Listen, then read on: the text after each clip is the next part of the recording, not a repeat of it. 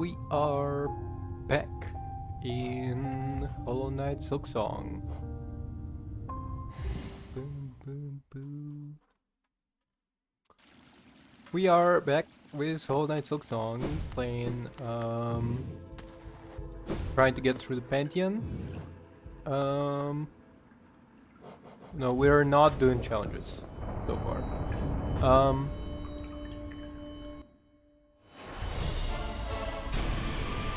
So, hello. I forgot about this guy. Fuck.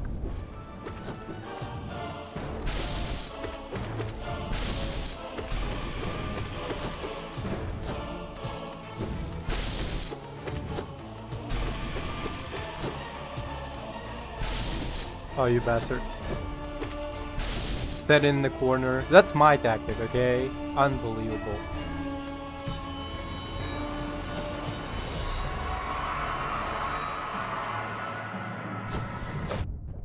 You son of a bitch.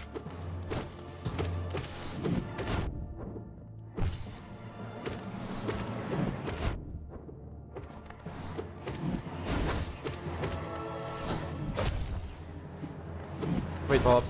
Sorry, wait.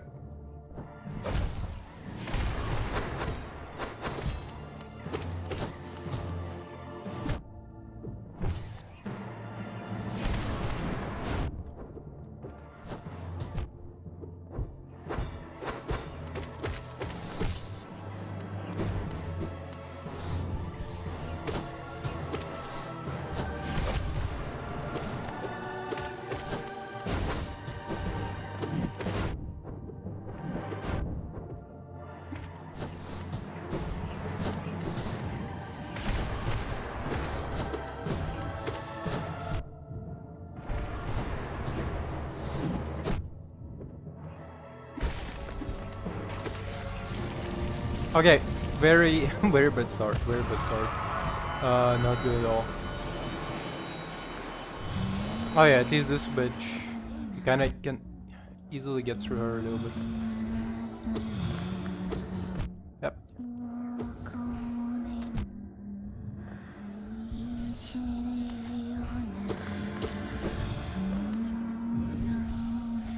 Apparently she doesn't attack you directly, she just sings and does like this weird spell.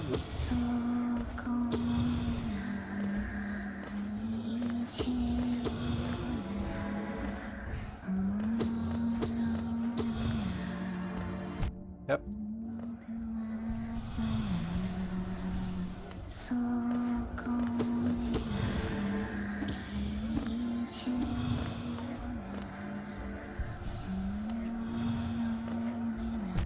Yep. I don't think we will be able to fight Hollow Knight, the true Hollow Knight.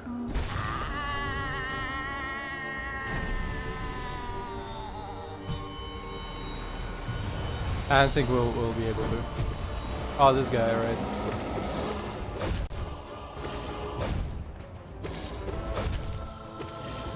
Fuck.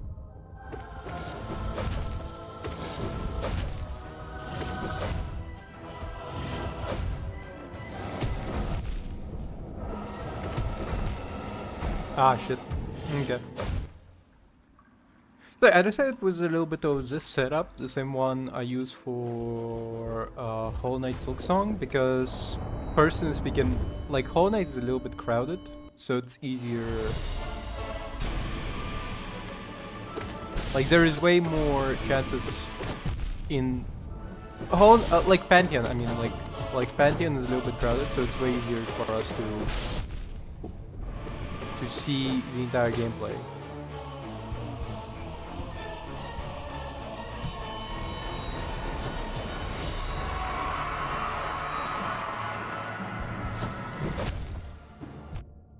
Uh-oh.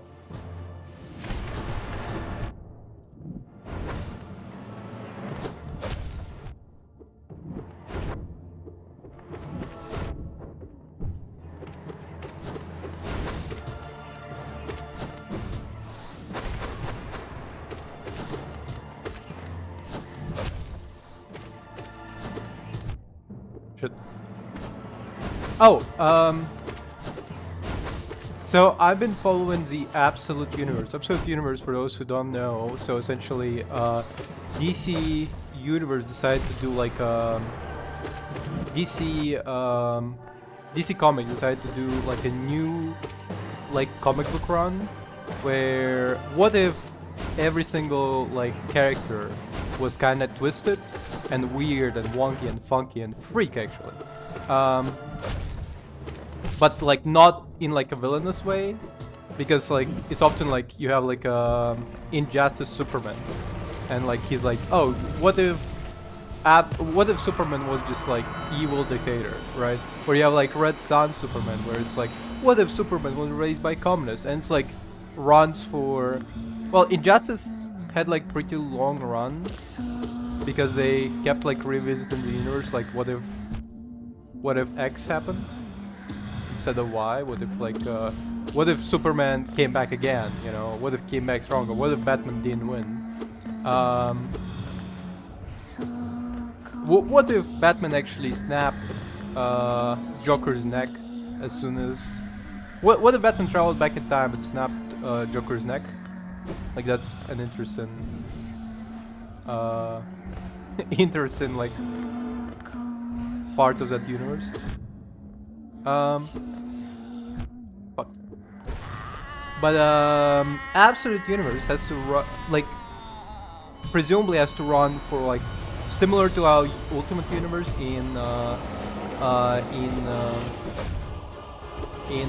Marvel was running from like essentially like it had beginning and finale, right? Until they decided to revisit it recent. Like the only person who from Ultimate Universe in Marvel who came back, who became like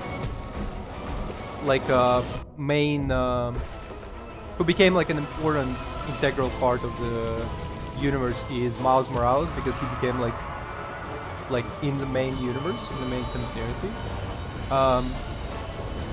But like essentially it was meant to be like one-off thing that never comes back.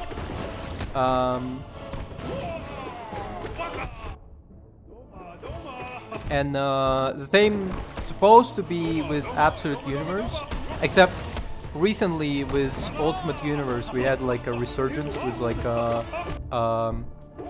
the Ultimate Reed Richards, because he remained and he became like a supervillain, and he decided to rebuild the Ultimate Universe.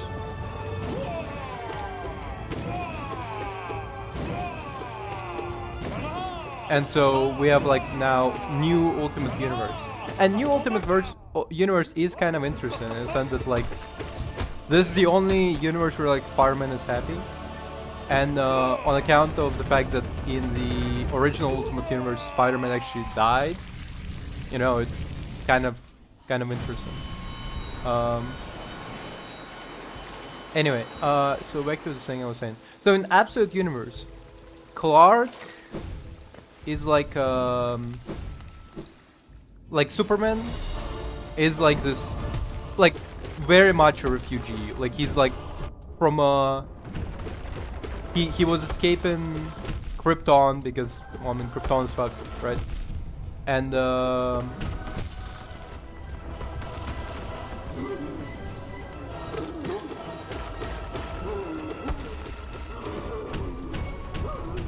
and now that he's like and now that he's on Earth, he's like actually persecuted by the government still. Yeah, he's also persecuted by the government. I really like Ultimate Wonder Woman, but that's because I hate original Wonder Woman. And like the Ultimate Wonder Woman is everything that the original Wonder Woman had to be. Like in many canons of Wonder Woman is like a battle-crazed maniac, while everybody else described her as like the girly girl of the bunch. Like, oh, she's just a princess from Themyscira, from a peaceful land. Like, no, she's like a badass, like a like blood-hungry warrior, of absolute fucking demon.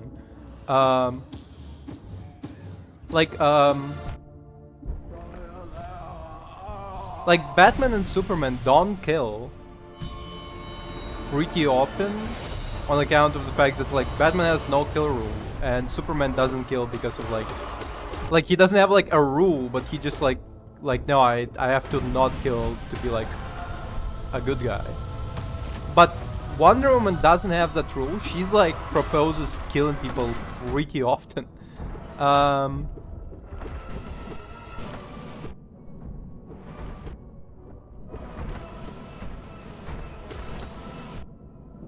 And so, Absolute Wonder Woman in the new Absolute Universe is actually, like, big departure from the original Wonder Woman, and I like her very much.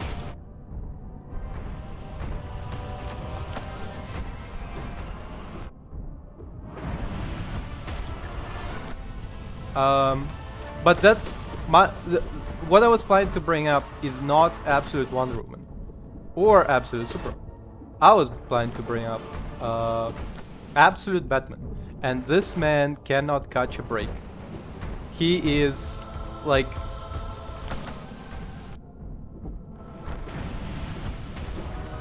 like Absolute Batman. Well, number one, he looks like he ate original universe Bane. Like, he is massive, big boy, okay? And he is not rich. He's like a civil engineer, if I remember correctly. Like, he's like working like a day labor job and does like Batman as like a hobby essentially.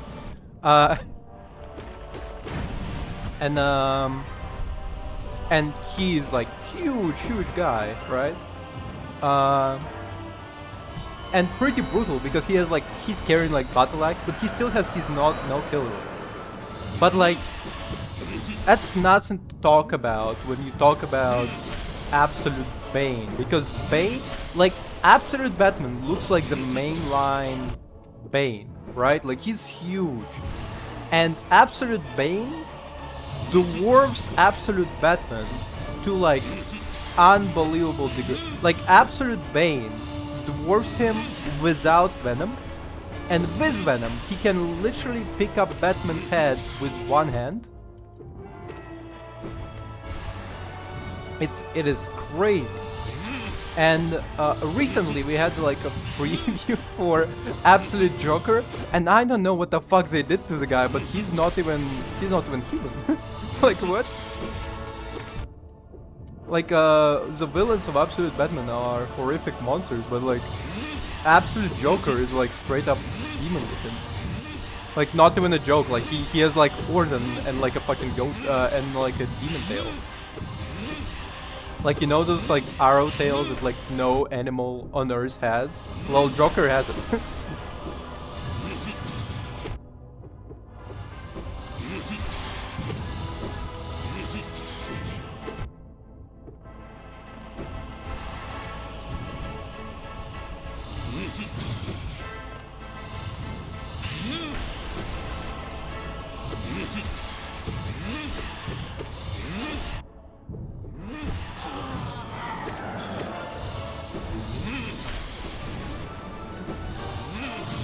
Oh fuck.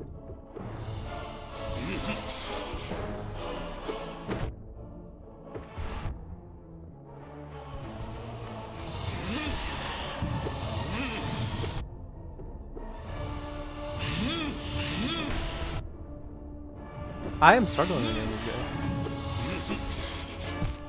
Got him. Hold up. I'm gonna show on stream the Absolute Joker because it's fucking crazy.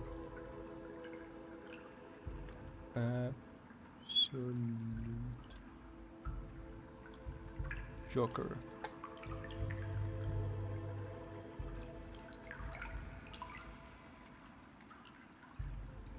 Do they not have it? Hold on.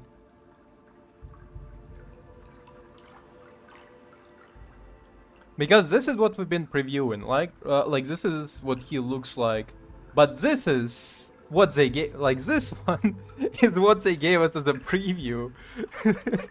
And what the fuck is this, dog? Like, what the hell is this? Please explain to me how this, like, this guy became fucking this. Excuse me, dog. Please explain. Please explain. What the fuck am I looking at? Like, bro, like literally everybody commented on like Bruce. Like, we understand if you wanna move to like New York or something. I swear, please, Bruce. Like, clearly Darkseid is harboring resentment for getting like shots at one time because Bruce ain't getting it easy. He broke. He got the fucking he broke. All his friends are turning into enemies.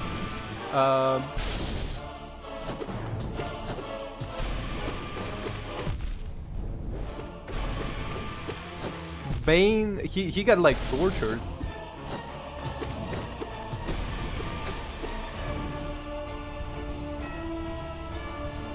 And all of that.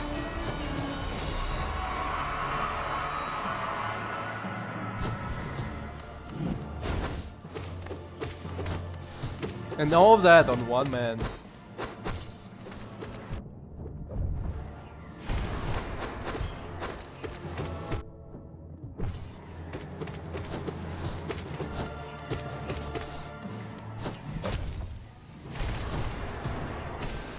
Fuck, sorry. That one was meant to. That one's a little bit excessive, I'm sorry.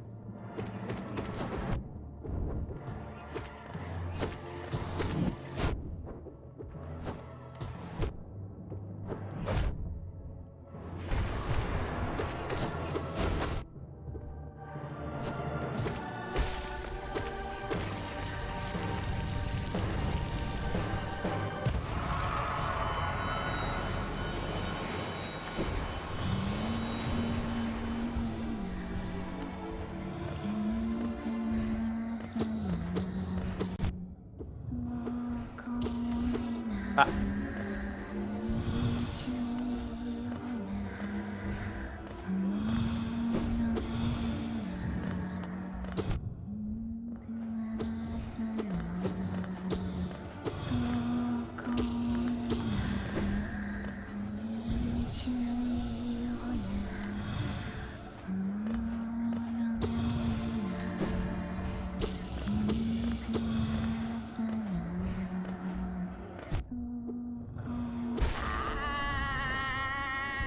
I'm genuinely like terrified for Absolute Batman, because Absolute Superman was getting like tortured for a while. I think like the only person who's like getting away pretty much scot-free so far is like Absolute Wonder Woman.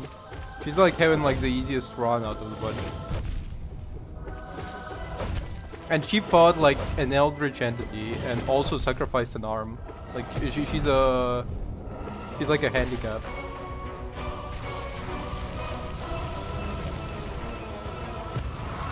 I do love, number one, the Absolute Woman design is pretty cool. She got like Berserk inspired sword. I also like, well, okay, here's the thing. While I do disagree from the comments of the main person who was behind the creation of Absolute Wonder Woman, that Wonder Woman is about hope and like whatever the fuck else they were saying. Like their main is like oh, Wonder Woman is about hope and compassion, and it's like I'm like you're wrong, but like sure. Are you serious? Right next to me, dog.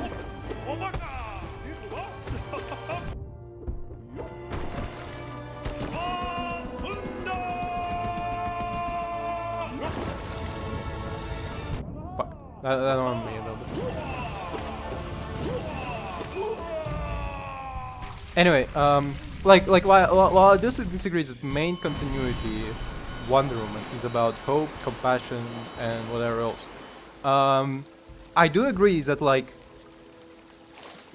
that this one is absolutely about hope and compassion. Like one of the things that like here's the thing.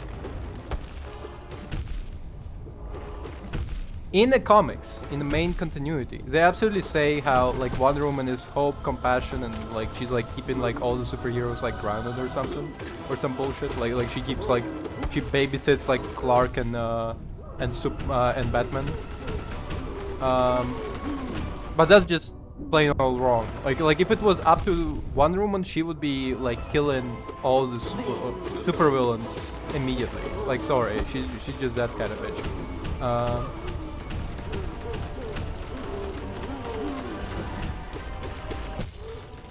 But this one is absolutely like I can see this one being like, oh, hope, compassion, because like one of the things that in Absolute Run that like differentiates her from like Wonder Woman in like main continuity is the fact that she actually like said please.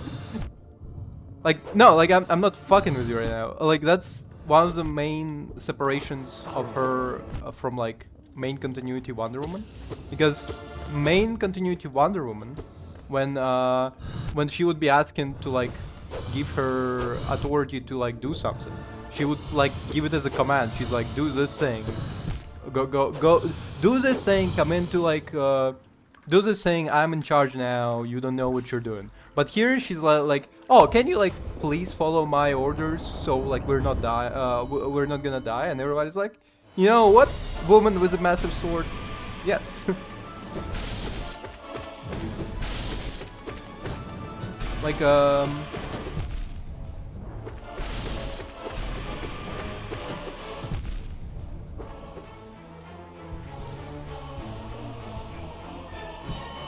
but Absolute Batman can't catch a break. He's like fucked. Flash kind of fucked because it's actually Wally West this time. Like he's the first Flash. There is no like Barry Allen for him. There is no what was the guy? No, not Guy Gardner. The other guy. The guy who was like the Silver Age of comics Flash. Silver Age? Is that the one I'm thinking about? The early Bronze Age. The one that was like still against the Nazis and stuff.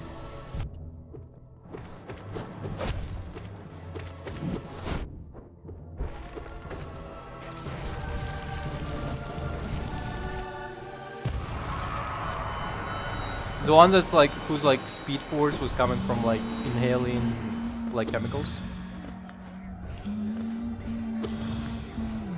Whilst Barry Allen's speed force was coming from like getting struck by lightning.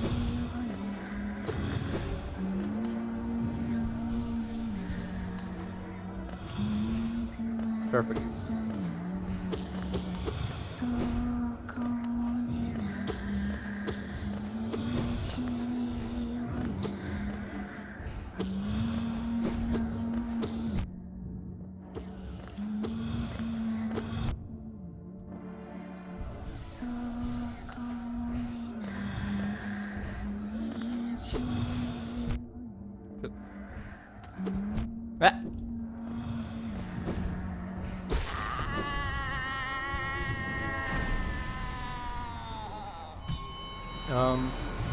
I also saw Martian Manhunter. Absolute Martian Manhunter is an interesting one because his is like creepy, like his entire run is pretty trippy because it's supernatural detective comic. That's the best way I can describe it.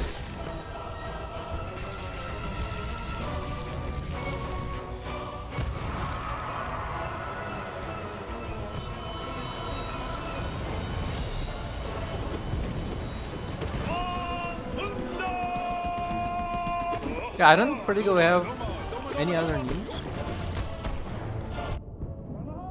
for myself. I spent like yesterday night watching Billy's stream. Or Happy Birthday stream. Pretty cool. Oh no. Yesterday as I was watching the stream, I got reminded of like the video of a Russian guy I used to watch. I didn't stop watching him because of like Russian-Ukraine war. I stopped watching him because like I just was not particularly interested in the content anymore. But like his content was like essentially Like we build this like weird shit, you know, like oh I got where you got your engineer degree from YouTube kind of shit, you know, and in one of the videos he built Doom guy from Doom Dark Ages shield, but like it's a there's no other way to say it. It's a gasoline powered chainsaw. Hold up. Do I?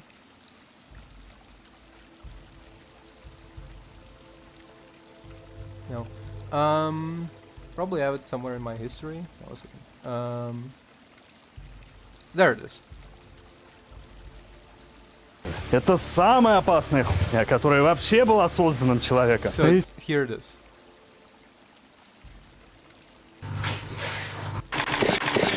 Надо сегодня завести ее. Hold up. Ну его нахуй! So here they're trying to like keep it a little dog started beforehand. Пиздам, демоны! Чуть было не было. Ну его на... And then he almost cut himself with this shit live. Ну его... So they equip their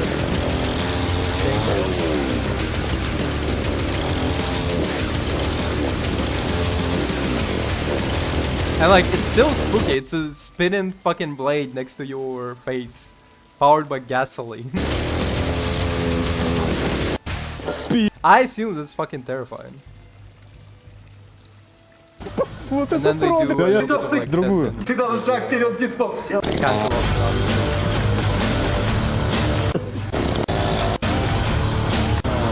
Это пиздец.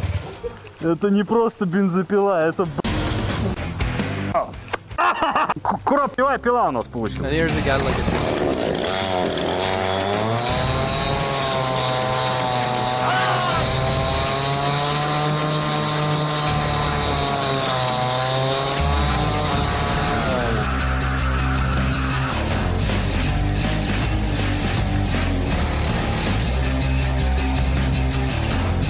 yeah, that's fucking terrifying. Like the idea of having that anywhere near. That's pretty fucking crazy.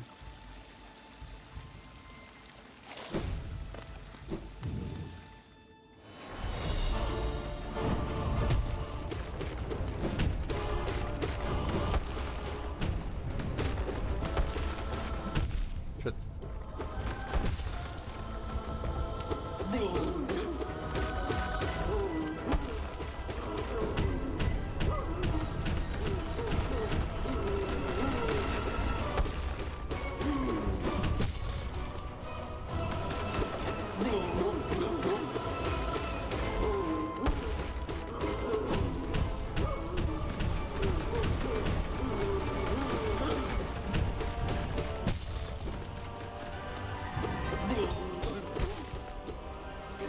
Oh, but then we need to, yeah.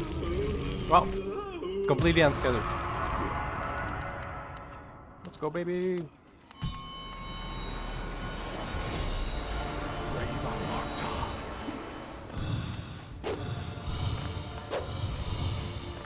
Fuck.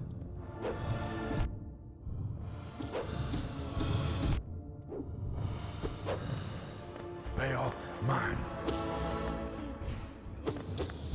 Buckle up.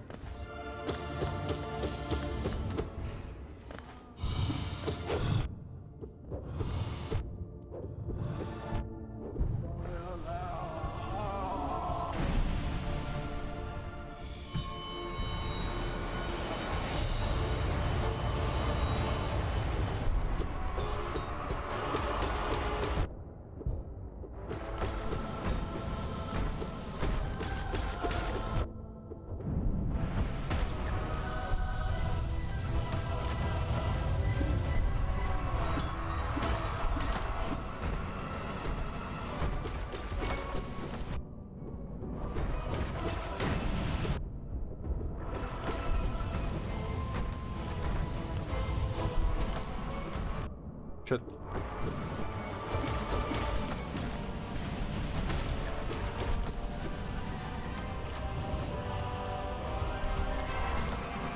Yep.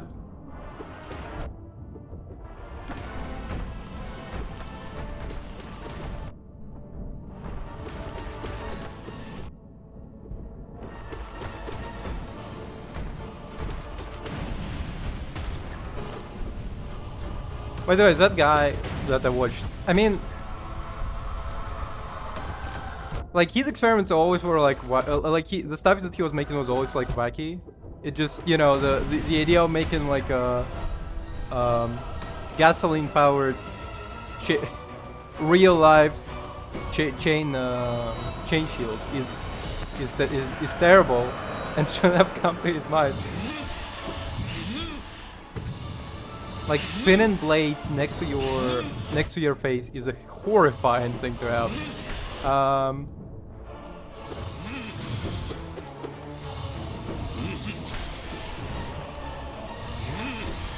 Like I would only have it if I had like a base made out of titanium or something, you know.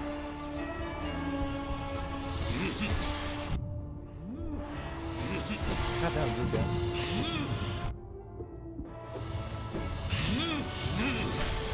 Fuck.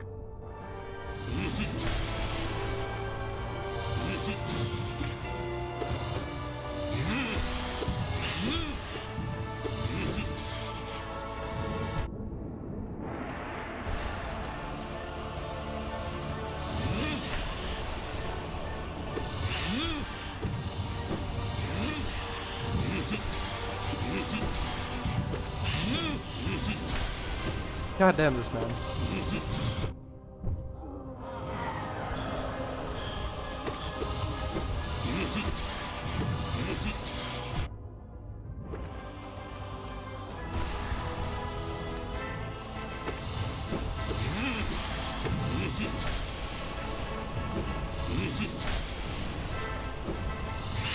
I was like, again?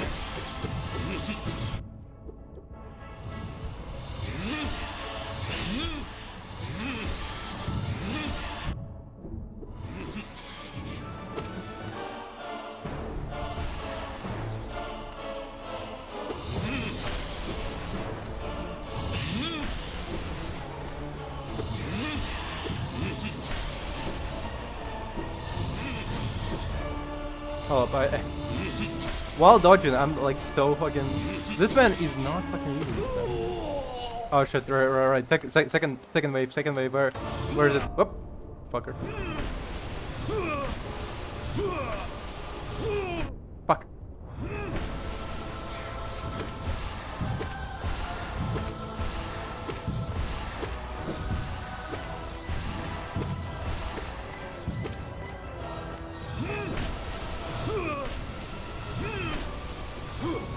Fuck.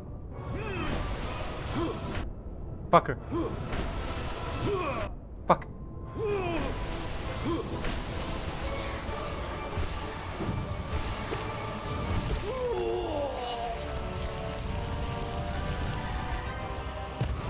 God damn.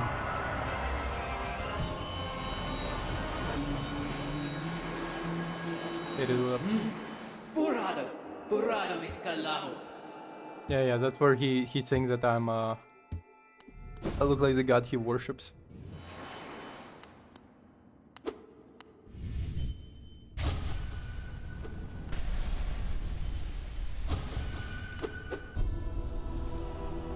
Pure Vessel, that's the name, right?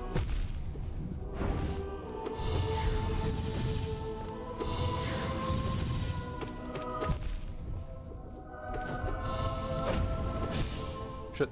Wow. Wow.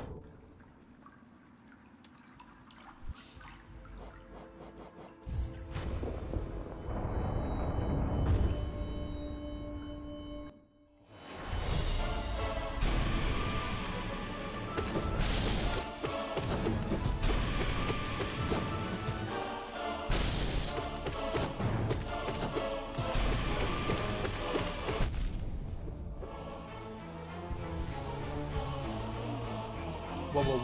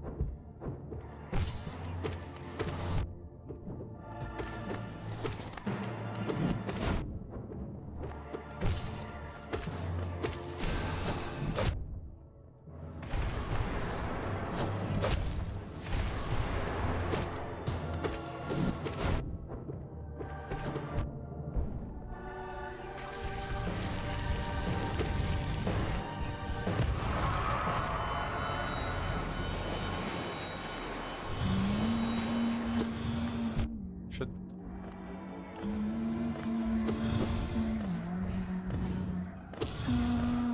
I honestly don't know why they even included this bitch in the Pantheon fight, because she feels like more with distractions.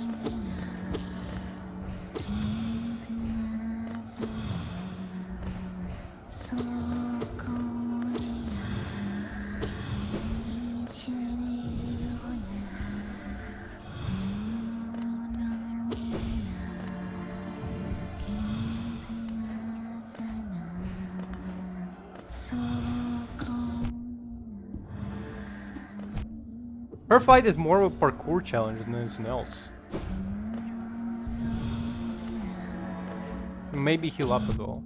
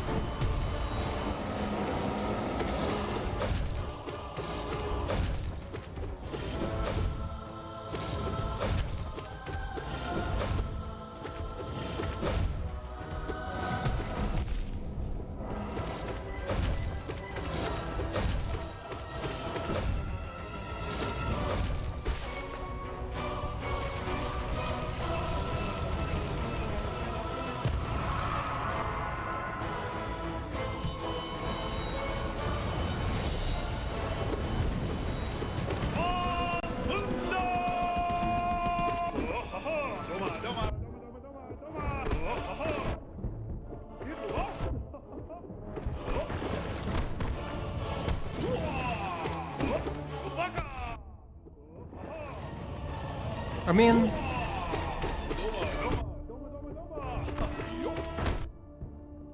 damn, there's nothing ever happens. I mean, especially for me.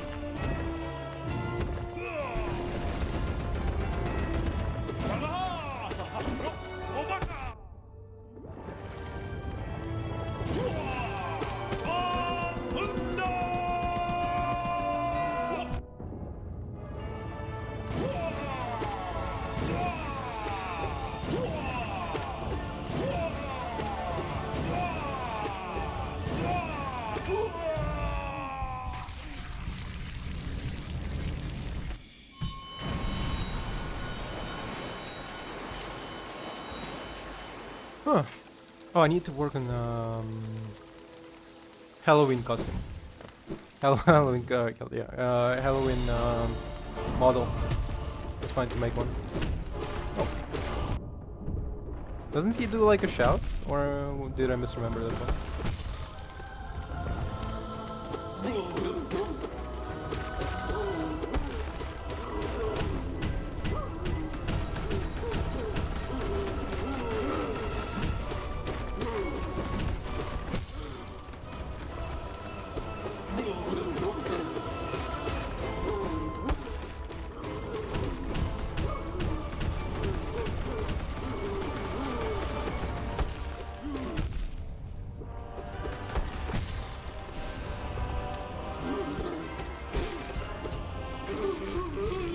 It's me, or it took a lot of my gold at the time I was casting a spell. Thought them took one sword.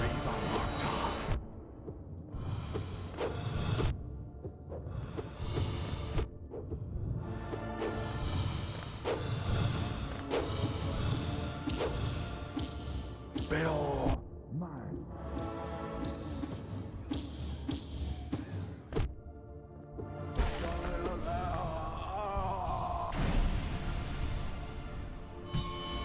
This guy is barely a threat now.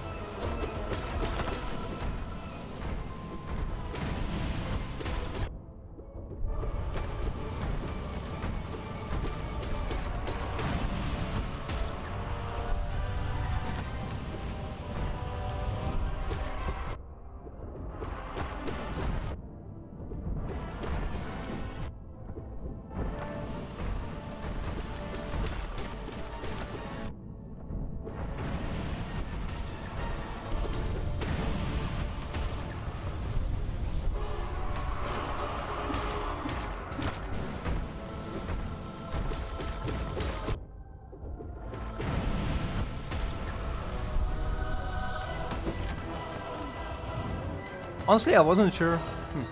I'm probably gonna call my parents tomorrow, and I'm gonna need to go to the store for milk. But as I was thinking, I really want to bring up like Charlie Kirk's murder to them, and just be like, okay, this is what the guy believed in. What do you think about him right now? And then be like, okay, would you like to know that he got shot in the neck like a couple of days ago? and I want to gauge their reaction, because I'm sure they don't know who he is, and I'm planning to break it down essentially by like greatest hits essentially. Like start with something that they might agree with, and end it with like, oh, he also didn't believe that women should have rights and that abortion should be illegal.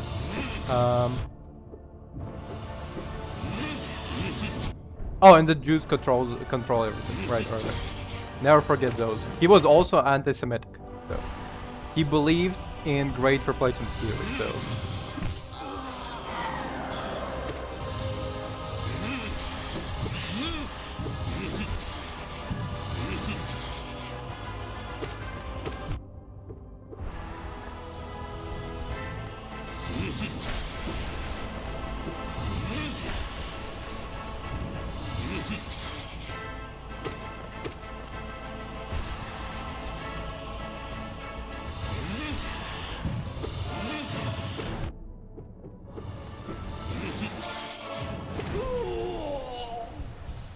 Hold up. Where? Come on. Piece of shit.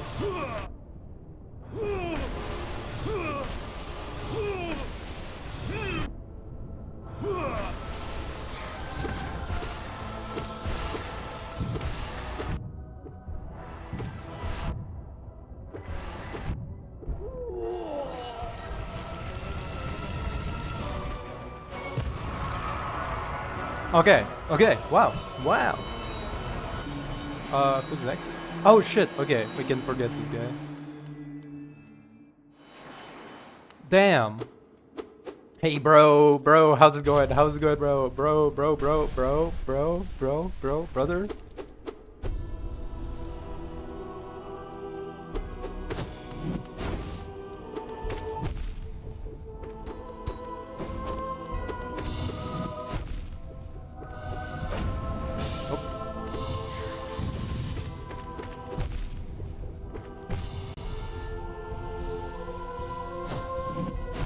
Fuck.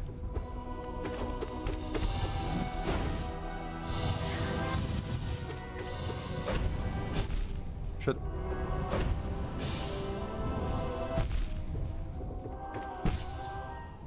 Ah, fuck. Okay, that was close. I do like his new fighting style, I guess. Like the fact that it's now like it's sword techniques and it's not like a... Like I still believe that he was supposed to be like more akin to... That he should fight more like a... like Little Ghost Knight, right?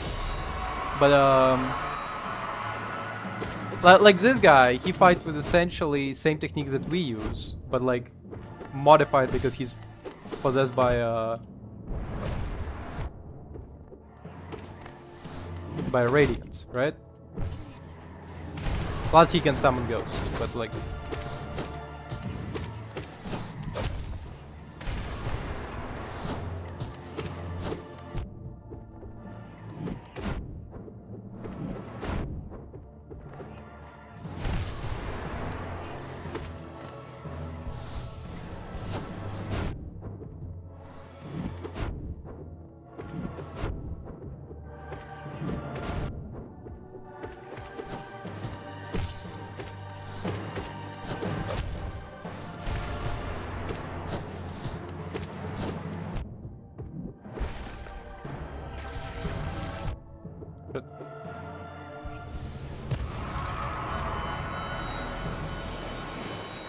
A little bit of a fuck up this round, but you know.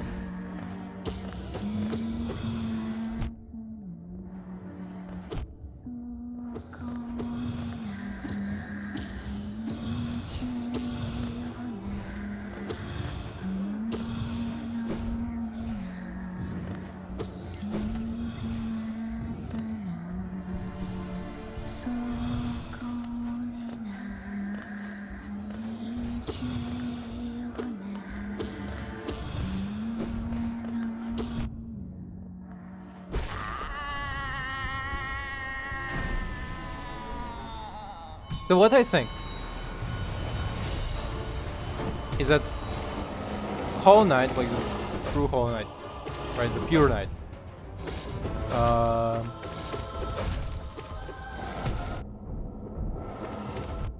has to be like the essentially Lil Ghost fighting style, but like on larger scale. And he kind of presents it, but kind of doesn't. He still does like the swordsmanship of like a knight and stuff. What I was expecting is more similar to Corrupted Vessel.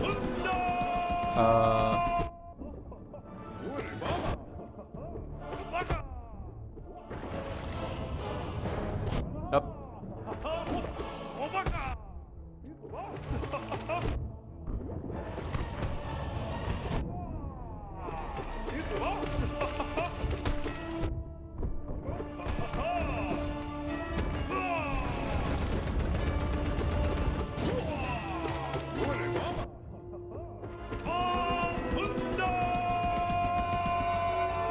You do need to heal up just in case.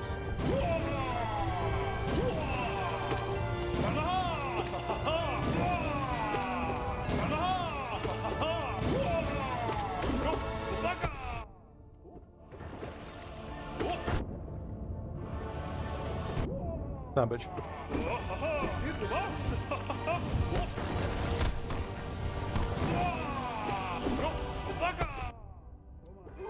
There it is.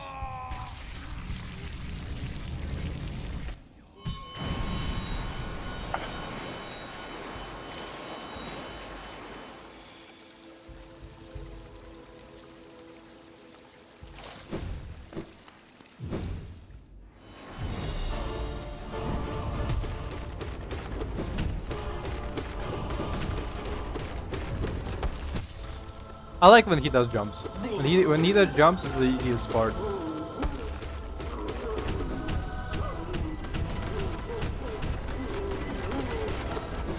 Fuck.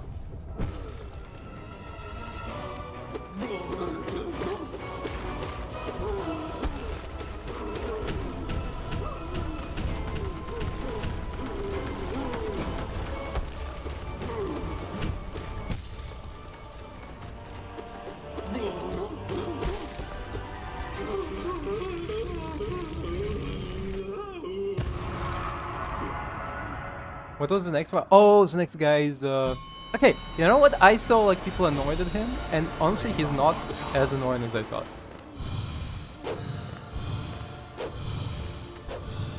Like part of his annoyance is the fact that he's like he has a shield and he throws attacks from distance.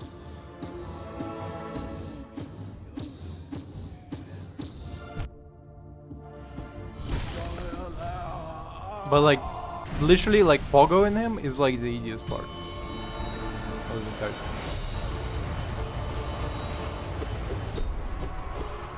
Honestly, it almost feels like the latter bosses became easier compared to like the beginning bosses.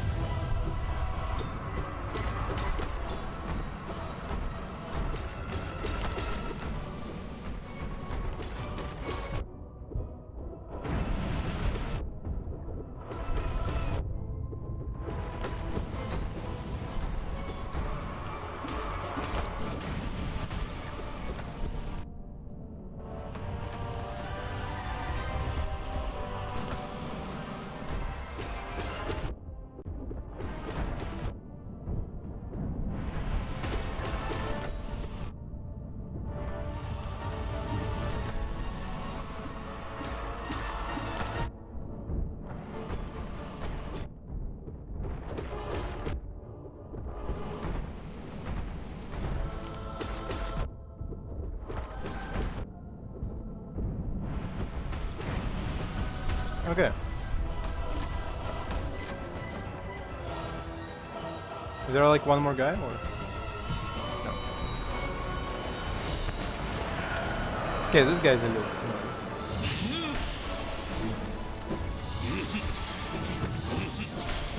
Fuck.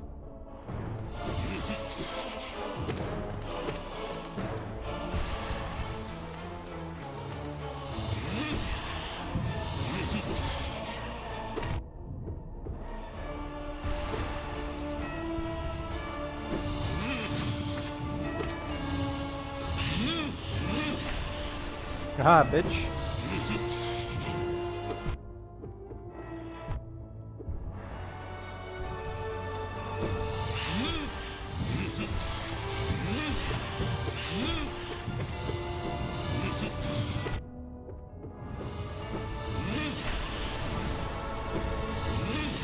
Fuck.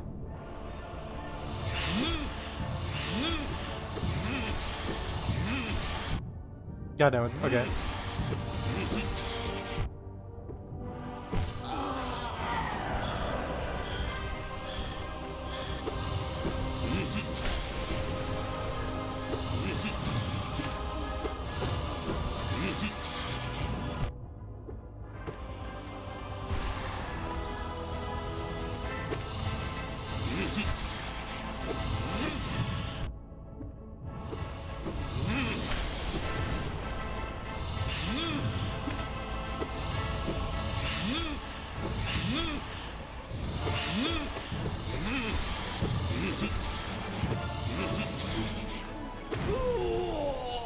Please, please, please, just in time, just in time.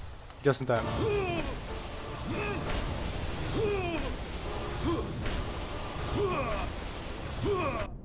Fuck.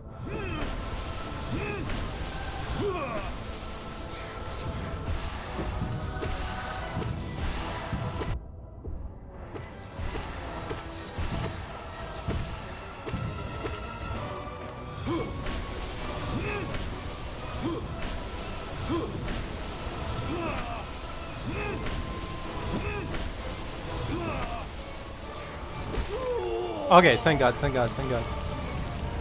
Ooh, I do kind of hate this guy. This guy sucks a little bit. He's a little bit annoying.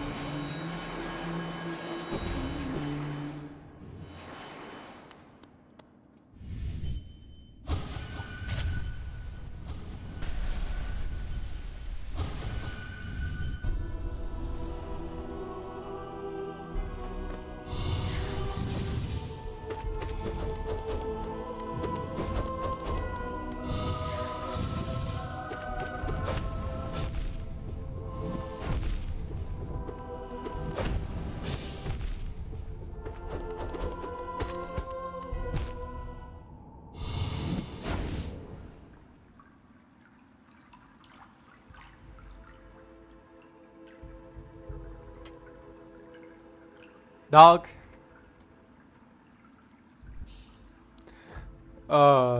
I ain't believing you. That is some clunker shit if I've seen one.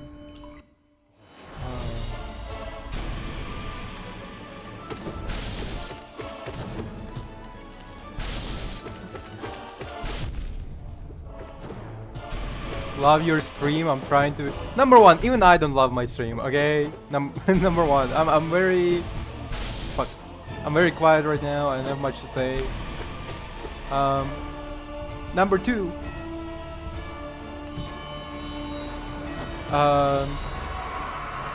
Number two. Your username is Benjamin, and your Discord name is Abby. Okay. I ain't trusting you. I ain't trusting this bullshit.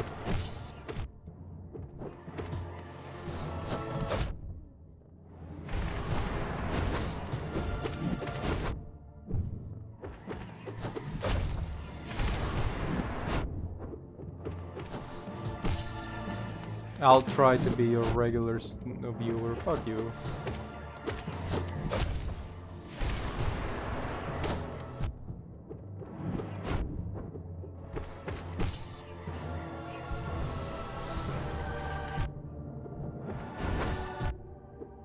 I've been having like a lot of damage done to me.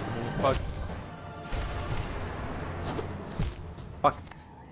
First boss, didn't even. You see, I even don't like my stream. I'm just trying to do it the regular.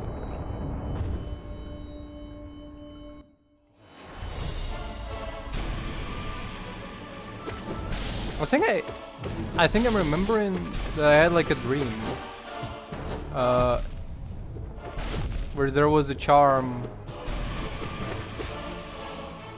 exactly like the ones that I was describing before, where you like get healed.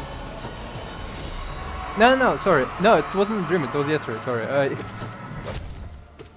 So much time passed between today and yesterday. Yesterday was yeah. Yesterday when I was playing Blasphemous, there was like a prayer bead that allowed you to heal passively, as long as you don't take damage. So like as long as you don't take damage, your flask would like heal you.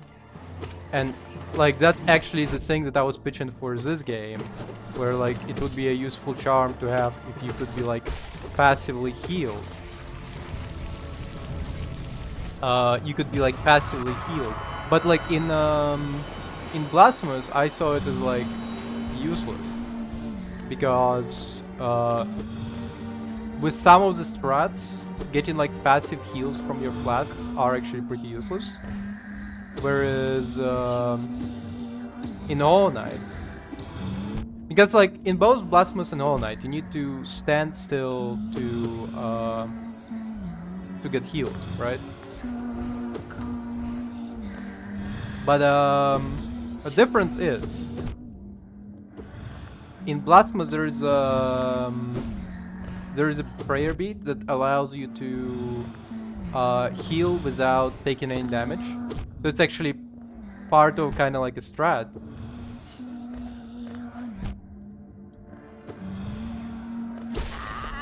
It's actually kind of a strat to heal passive, to like heal when like an attack incoming.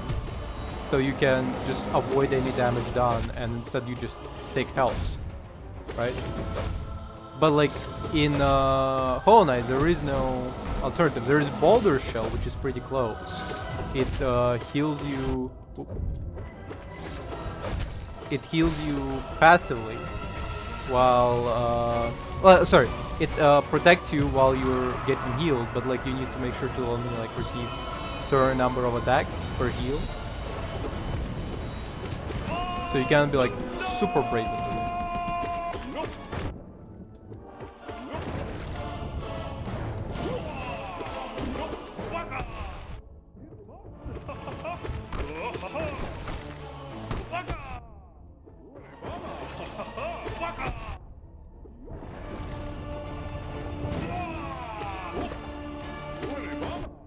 Like the memory of me receiving the prayer bead yesterday is so fucking hazy. I just thought it was a dream. I was like, did I fucking dream of this? Because I remember being like super confused, and I'm like, it's weird. But now I remember. Mostly because I slept like 4 hours a day, and then after Billy streamed, I took a shower and just went to sleep. And I woke up at like 16, like 4 o'clock.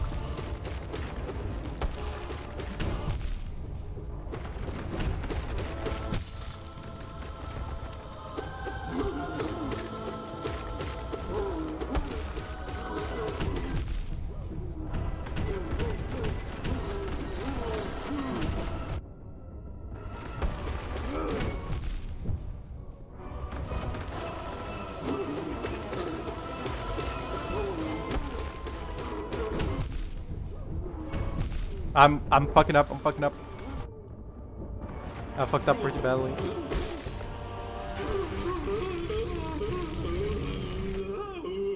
Tremendous fuck up, I would say. Like horrid.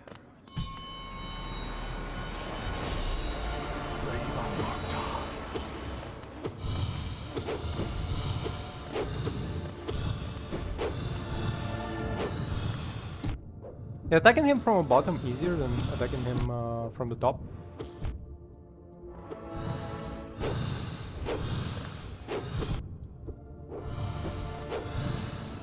Can heal. Fuck.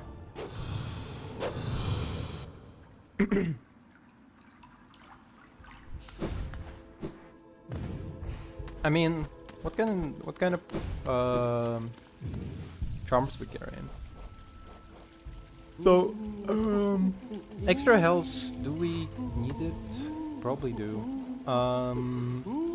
Quick focus. We could replace quick focus with something. No. Grub song. Soul catcher and grub song. Sounds like a good option.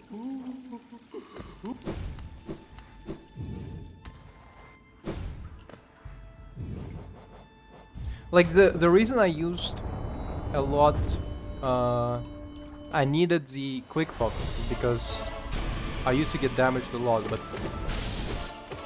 kinda solved that problem a little bit.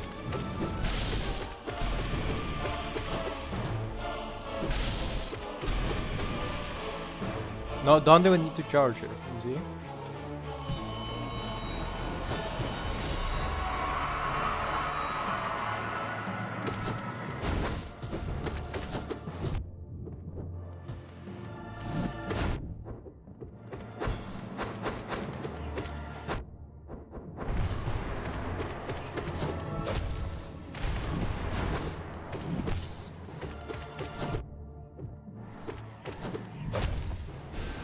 Ah, fuck.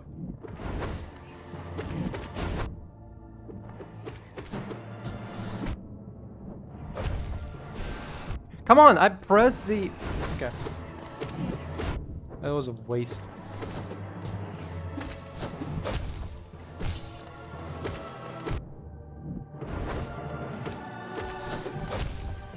That was an absolute waste, holy shit.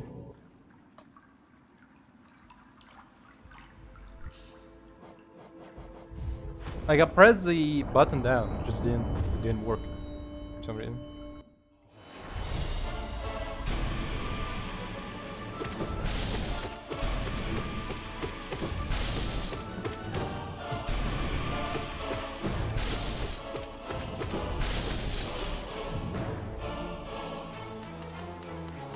Yeah, boy.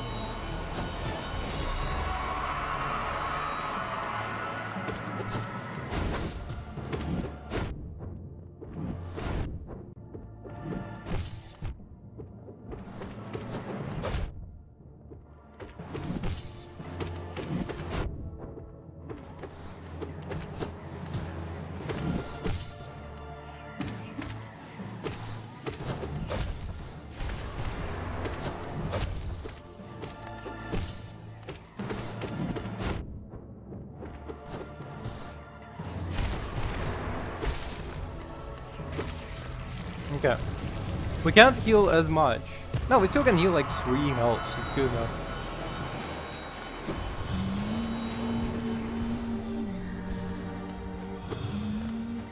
We can't really squeeze in more than that.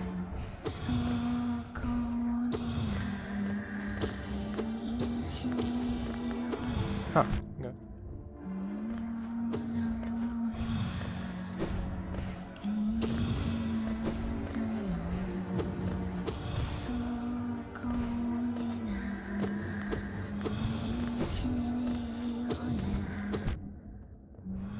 Fuck.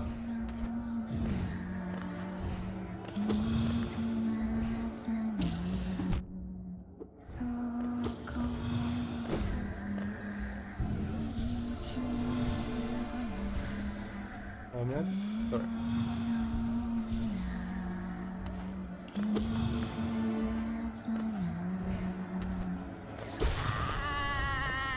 Okay.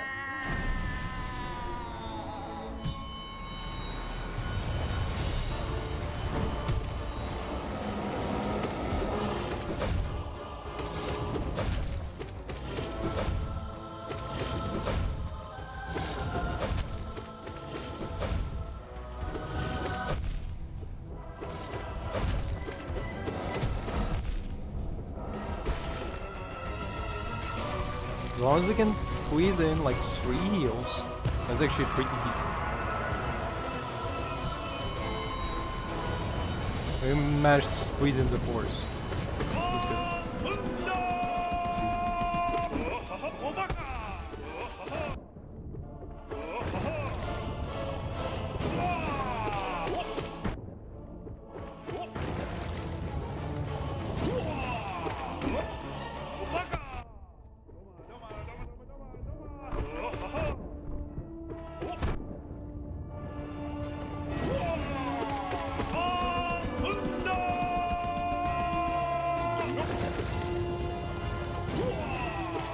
You know, with help. Actually, you know, I'm gonna, because I was gonna say, I'm sure there is actually, but I was wondering if there is a. I was gonna say, like, with how popular Hollow Knight is, I'm surprised there isn't like a. There isn't like a modded ending of like Hollow Knight where Hollow Knight actually survives. Like he beats like everything, you know, and he just survives everything. I was like, but I'm sure there is like some sort of version like Pantheon 6, beating the Void, you know, shit like that.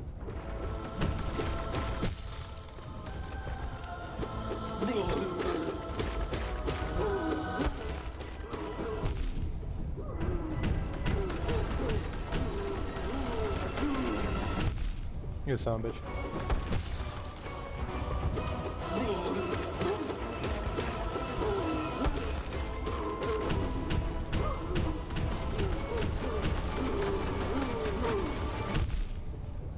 You fucking bastard.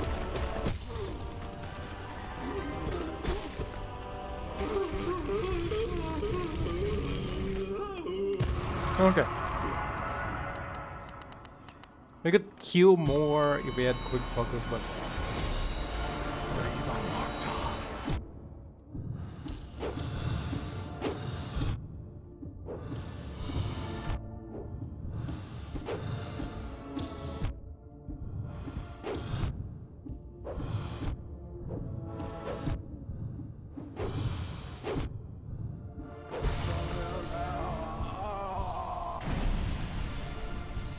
we are not in a good position.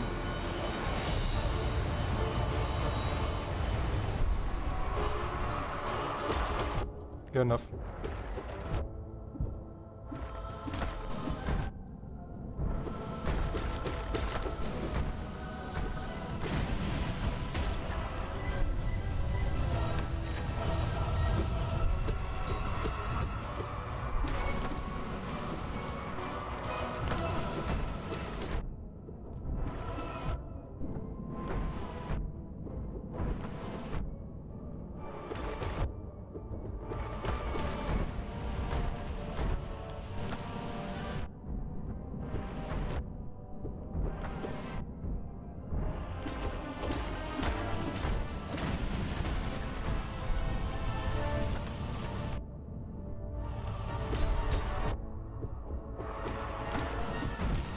Ah, fuck.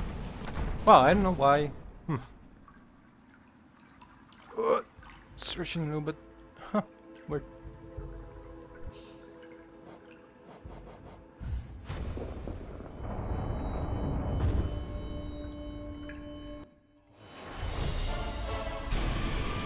I didn't imagine taking away the deep focus would deal me so much trouble, but like, feels like it.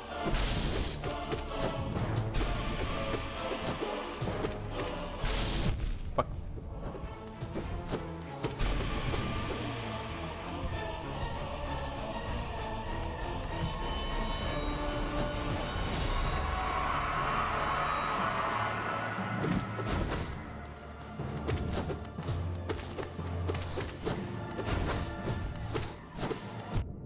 Fuck.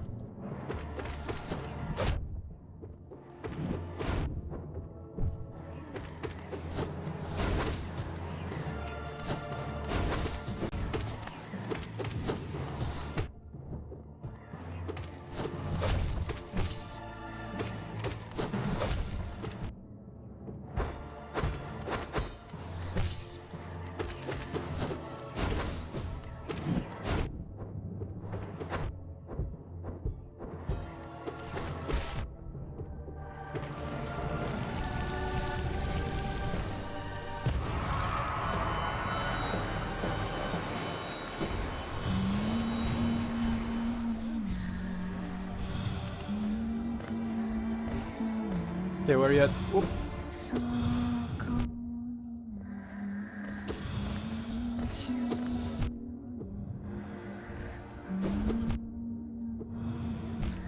Fuck. God damn it. I hurt myself more than this bitch did. Okay, like, unbelievable.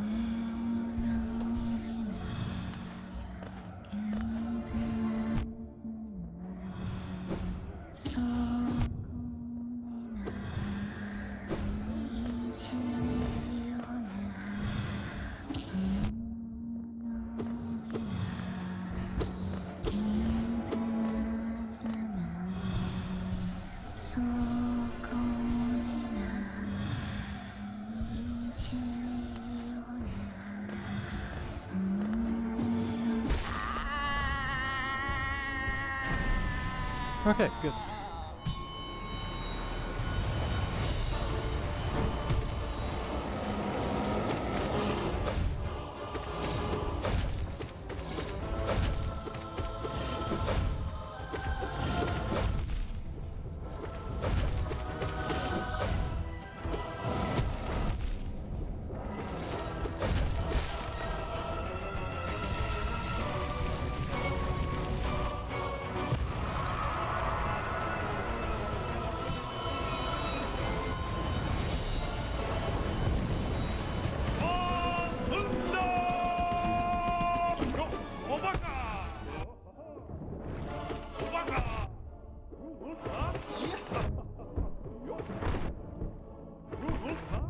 I have like such a so like every time I find like a movie like referenced in like a YouTube short or something else, and like it catches my attention, I like put it in like list to watch movies,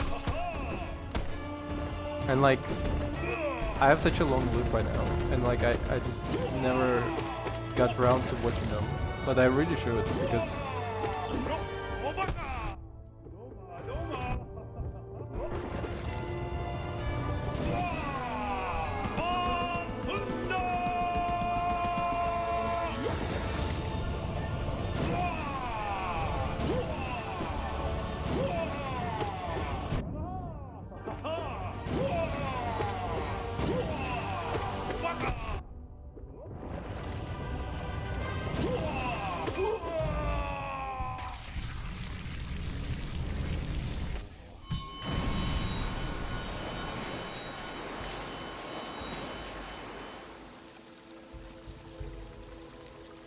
I wonder, will this work or should I go for something else?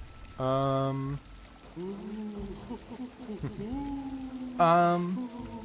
mean, yeah, I mean, this is the best option so far. There's not really anything else better.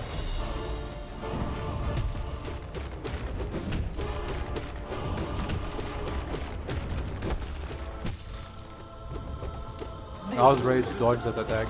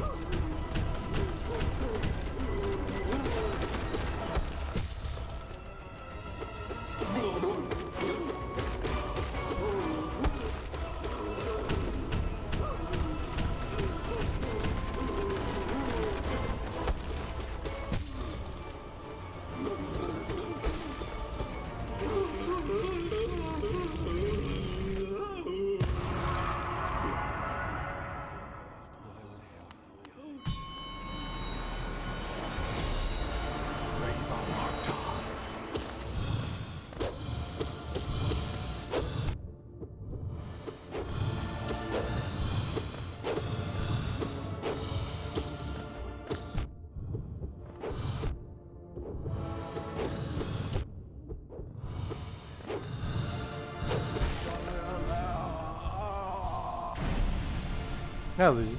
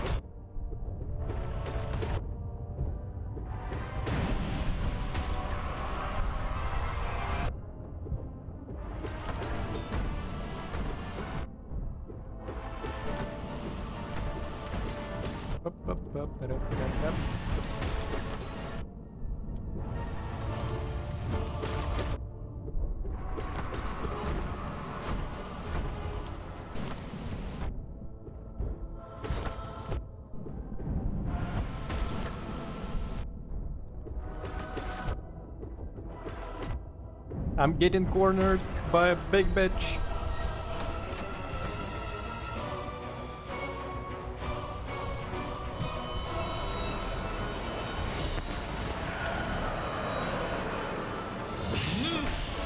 Ah, fuck.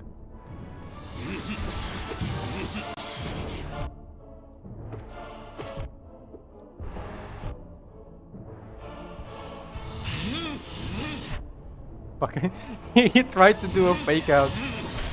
He tried to do a fake out while I was standing in one place. It's so fucking hilarious.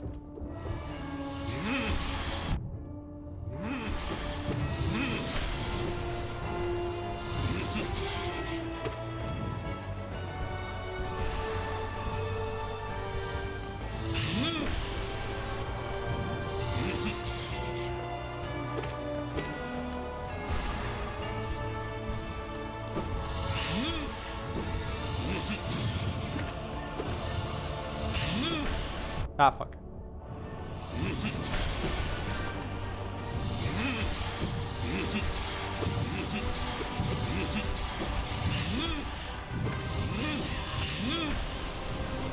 Dumbass bitch.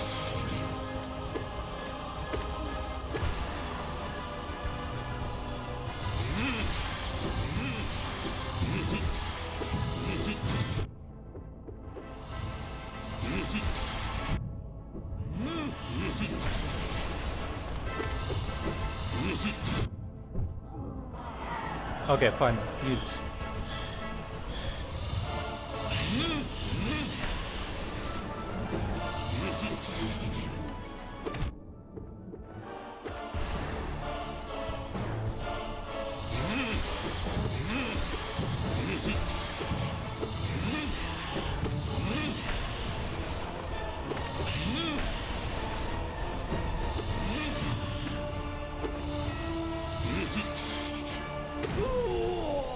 Okay, come on.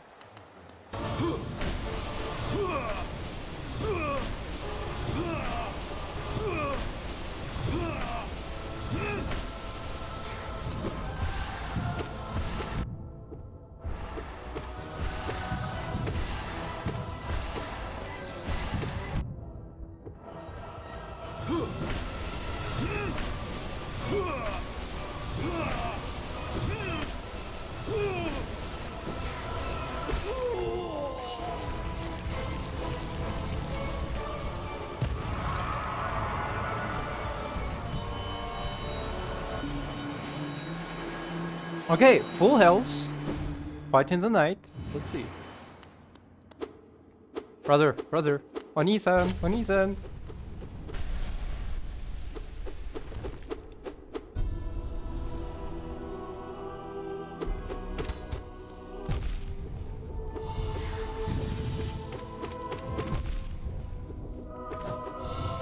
Share with me some of your hide, brother.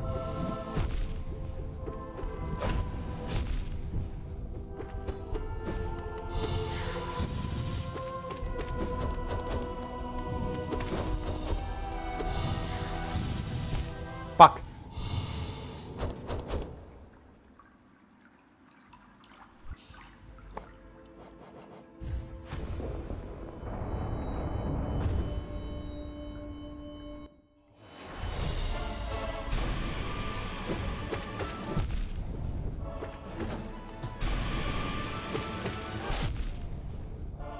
I'm speechless.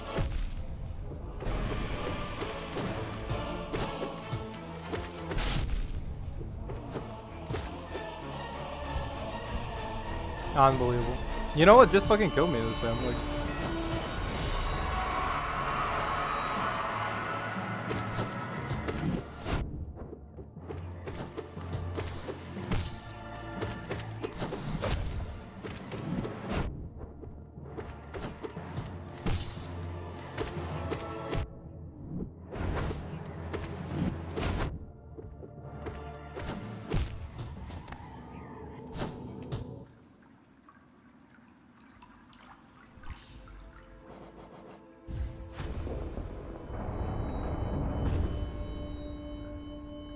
oh.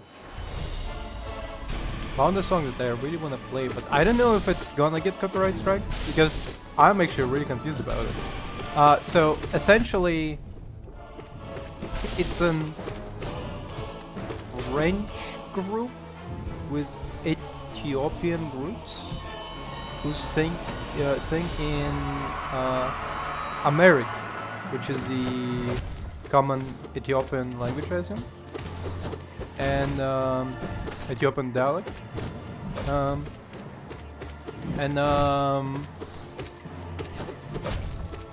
and recently I got recommended one of their songs, but the song is just War Pigs from Black Sabbath, but like it's sung in Amharic, but it's just it's exactly like so I'm like, okay, interesting, because like I researched the group after I found this. Like first I found the song and then I researched the group and I was like, okay, so they usually sing like Ethiopian rap with like with some French rock mix in, which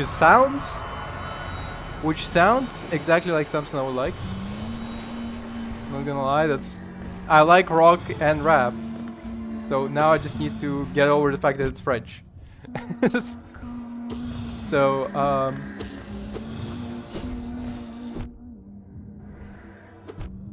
what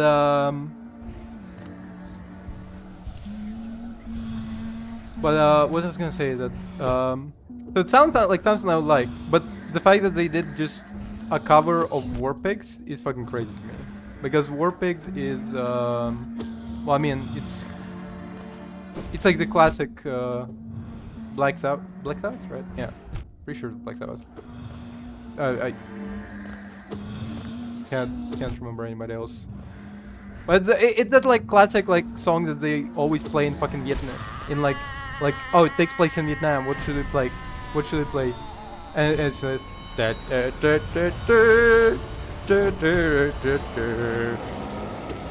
It's like how do you know you're in Vietnam? It's just the War Pigs plays. Either that or Welcome to the Jungle. Or on another rare occasion, it's it's Fortune's Son, which is like, you know me, I'm not the fortunate one, you know me, I'm not the fortunate son.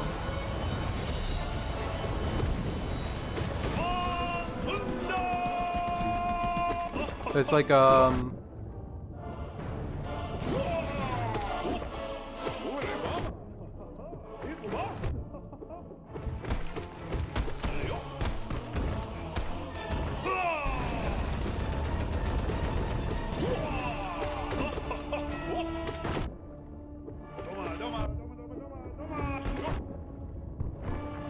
I'm not even sure what the fuck the word for War Pigs is not in Aramaic, not in Amharic, sorry. I always try to say Aramaic, but like Aramaic is no longer a language. Okay, hold on a second. So like, there is a chance I'm gonna get copyright strike for this if I'm gonna play it, but like, we'll check it out. We'll see. But yeah, it's War Pigs. The band name is Yukon Dance. Okay.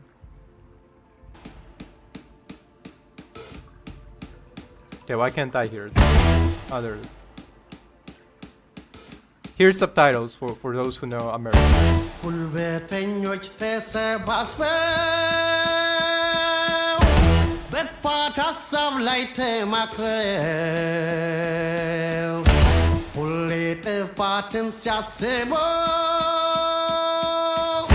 So it's exactly War Pigs from Black Sabbath, but like it's sung in America. Honestly, it would be crazy if Black Sabbath actually stole this song from them, and this is just like the original. Actually, this was the original this entire time. You didn't know, but it was like the original this entire time. And Black Sabbath is actually the cover one.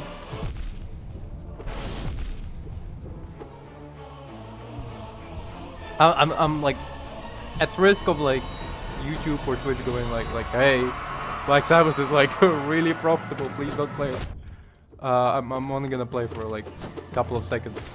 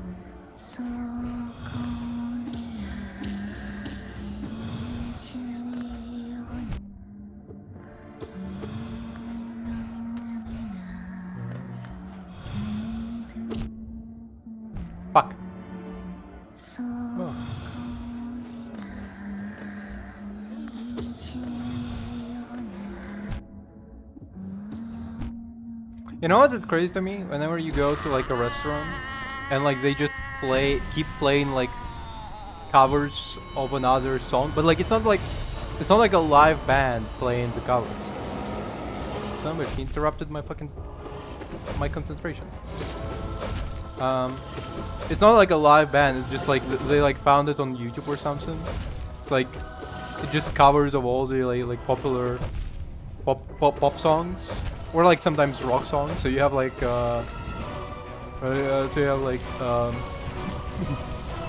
you have just like very gently like a woman singing like, it ain't me, I'm not a fortunate one.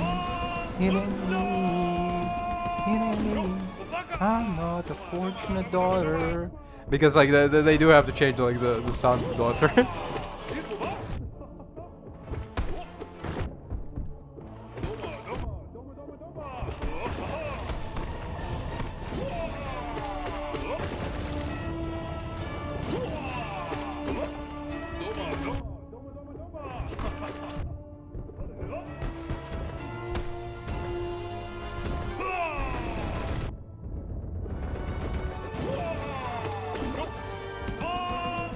Like, it's crazy to me. Like, don't play music at all then. Like, I legitimately don't know why they play covers in the restaurants. Like, I get playing like, I don't know, fucking jazz or something, right? Like you play jazz. To be fair, I would be playing funky jazz because then like I like the idea of playing like to calm, somber music, like where it's like just saxophone just getting like constantly fingered by by saxophone artists. I know what the fuck I was going with that one, but like I just don't like calm, relaxed music. I like a little bit spunk to it. And so what I was gonna say is that number one, I get playing jazz, okay, whatever. You want to invite like calm, relaxing music for the clientele. You want to play spunky jazz, I understand. Okay, fine. But I don't understand why it has to be like a cover. Why it has to be like a cover of like a pop song. Why it's like why it's jazz version of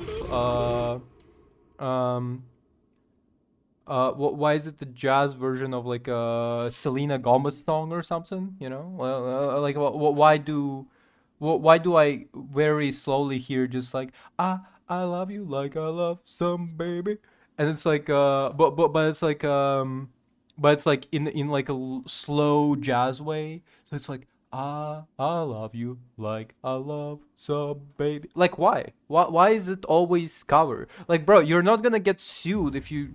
I'm pretty sure you're not gonna get sued if you just like pop in like a fucking pop playlist or something, you know?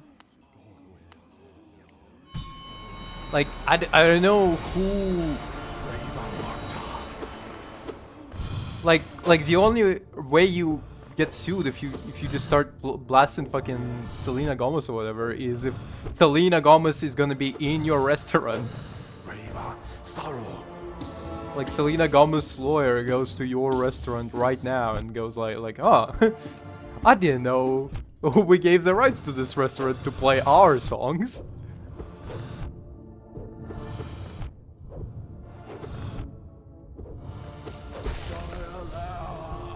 Like I always get like, it always weirded me out.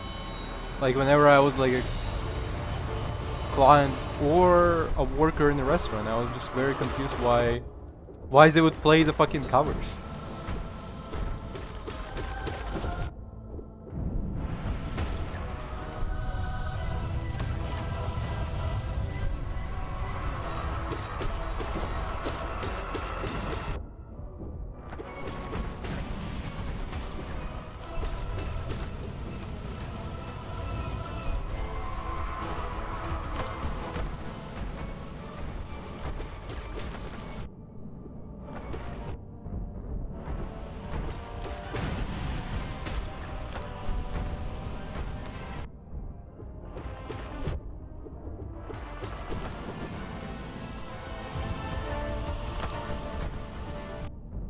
Okay, fine.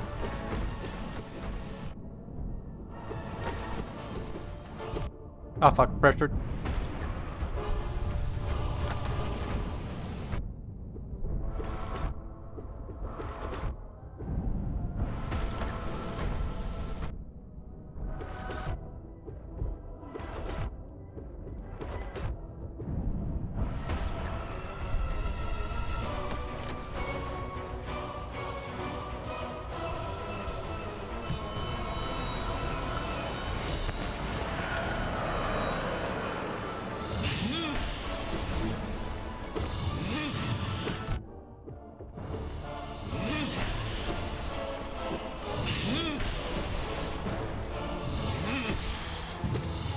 Like, if you're in a restaurant, right, and you're behind the decision of like what music plays at the restaurant, and you decided to play fucking cover of a pop song, but in jazz because you're trying to be classy or whatever. How about you just don't? Like, just find like 10-hour jazz loop, you know, whatever, on the internet. There's like plenty of those.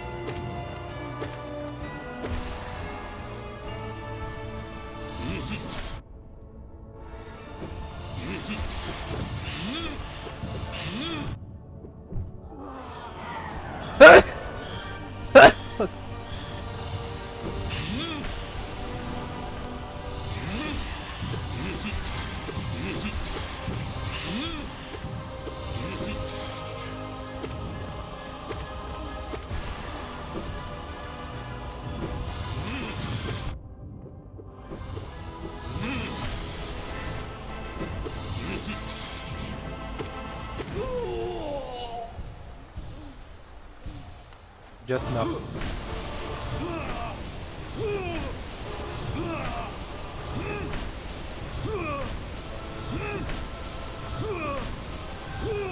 Fuck. I thought it passed. Oop.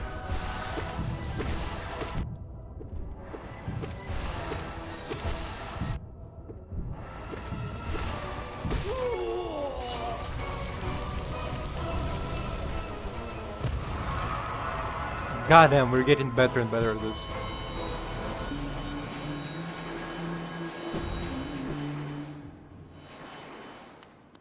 Brother, brother, brother. Look what I dropped. Look what I get to show you. I got to show you.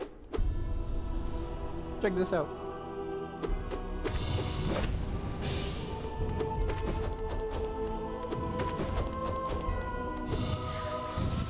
Fuck.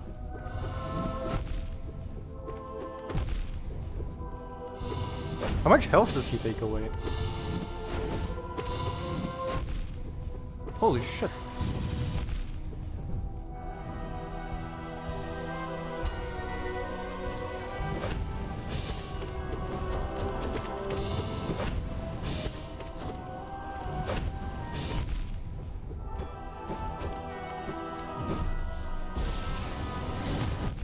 Oh, what the fuck? What the fuck was that? Goddamn. I don't remember you having this ability before, holy shit.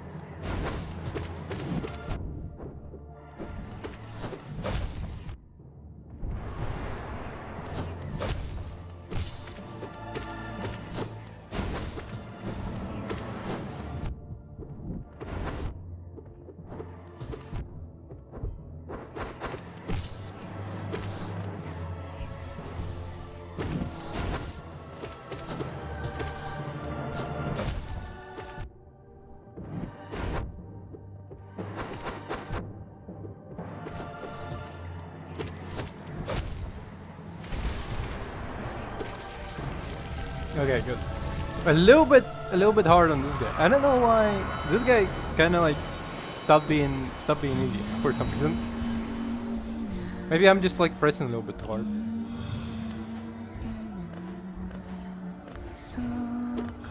Fuck. I pretty much just guess now where she is, but I think they did do like a. Did they do audio manipulation where she's like from like a corner, like her song resonates from the corner where she is? Fuck. Fuck.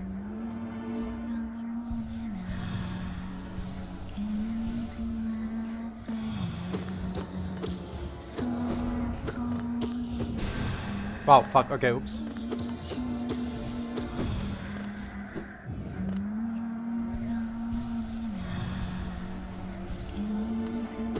I know, am I imagining it? Because I feel like she is resonating from the audio corner where she sings from.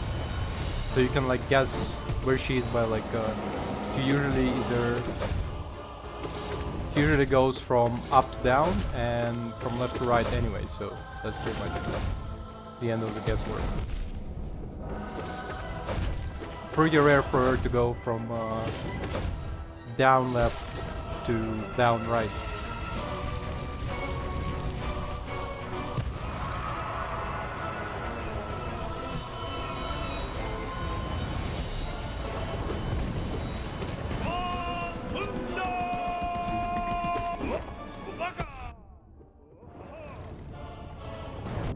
Fuck.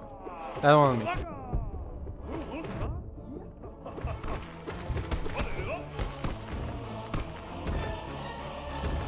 Oh, you motherfucker.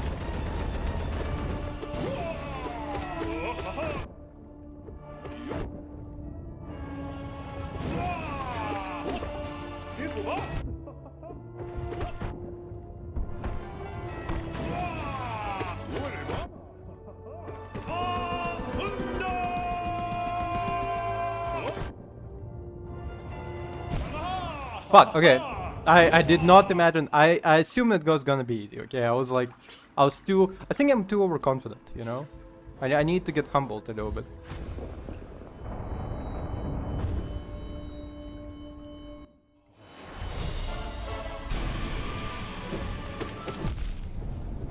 Eating burgers with a wrapper still on. Keep myself humble.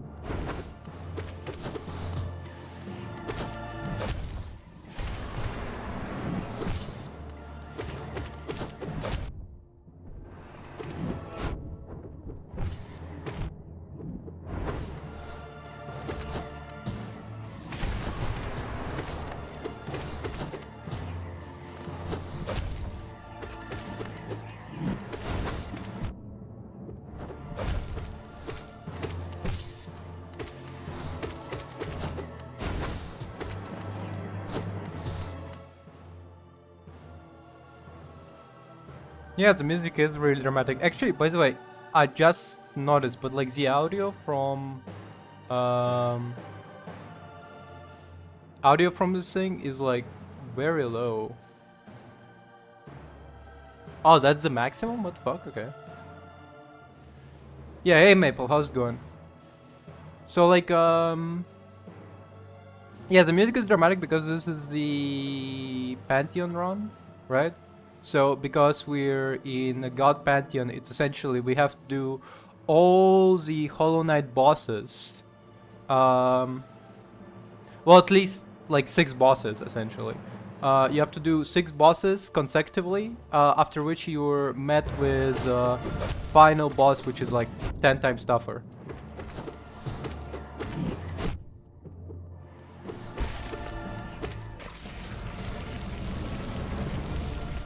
You can only... Yeah, and you have like a middle area for... You have like middle area for rest. but like in the middle of it, they give you like a little bit of a break, so you can heal up and restore all of your health and your magic. Like the top left thing is your magic, right? And the like masks next to it is your health points, right? Every time you take damage, it usually costs you 1 point. Some bosses take 2.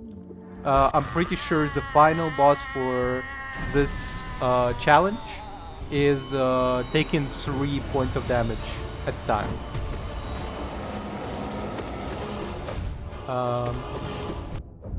How are you doing, Maple? How are you doing today? Fuck.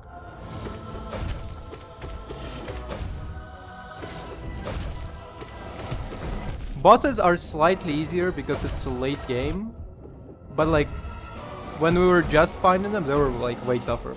Honestly, right now I'm kind of like struggling because I've been playing for about an hour 50, so like almost 2 hours. So I kind of just like I feel wear and tear from just getting tired. That's very good. How was your weekend?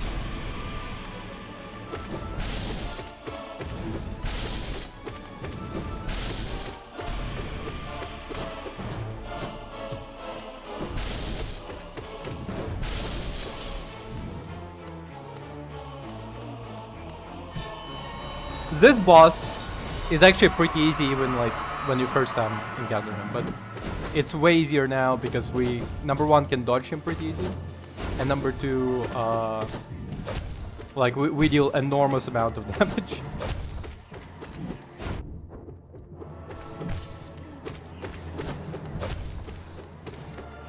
This guy, I don't know, I've been starting to struggle with him, mostly because I'm getting like overconfident and like I let some hits come in. Maple, are you a fan of comics?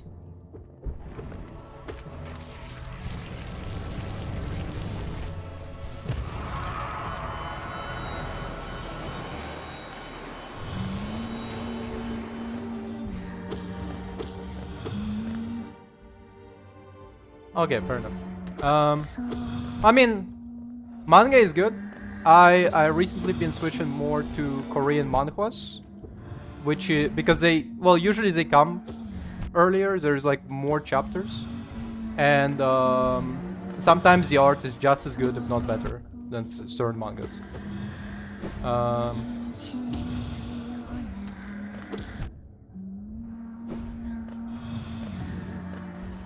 The story-wise, I don't know. The story-wise is like debatable. Oh, okay. Do you have any favorites? Do you have any cool favorite mangas you like to read?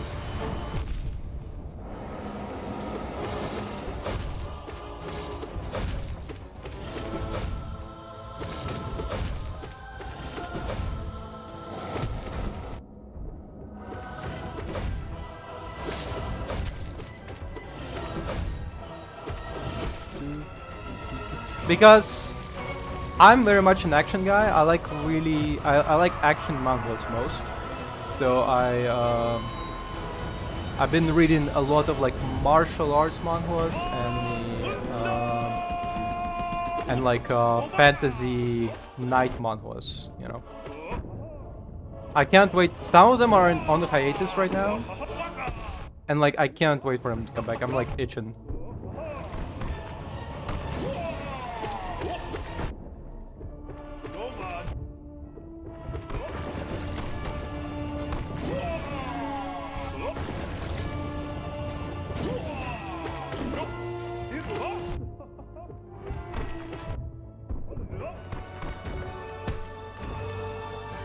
No, not close to me. Up.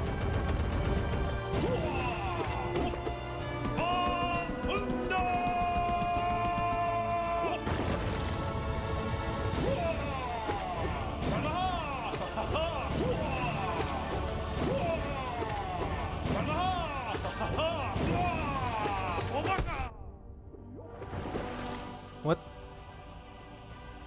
Oh, I heard of that one. I mean, it's more of a slice of life, so I don't particularly... I only heard of it.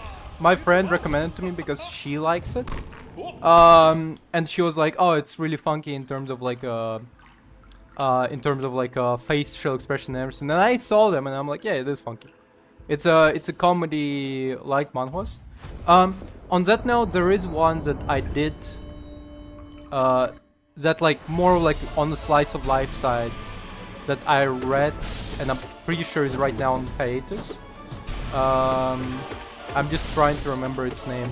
It's something like Genius Made or something. But it's essentially the premise is that this guy, after being like being a student, university student in Korea, he dies and gets reborn in a family that sends him to study in like essentially another version of university, but now for for magic. So he has to like essentially redo university like second time around, but now with like magical stuff. And it's like a light slice of life. I can like find it probably right now pretty easy. I'm pretty sure it's on hiatus right now, as we speak. I like when sorry, my fucking face is just.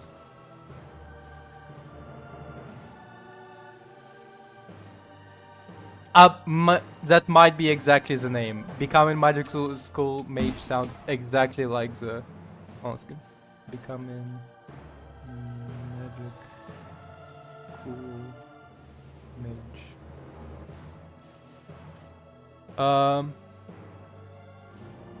Yeah, exactly. That's exactly the one I was thinking about. That's exactly the manhwa that. Yeah, there it is. That's exactly the manhwa. It is funky. It's funny. I like it. I'm pretty sure it's on hiatus.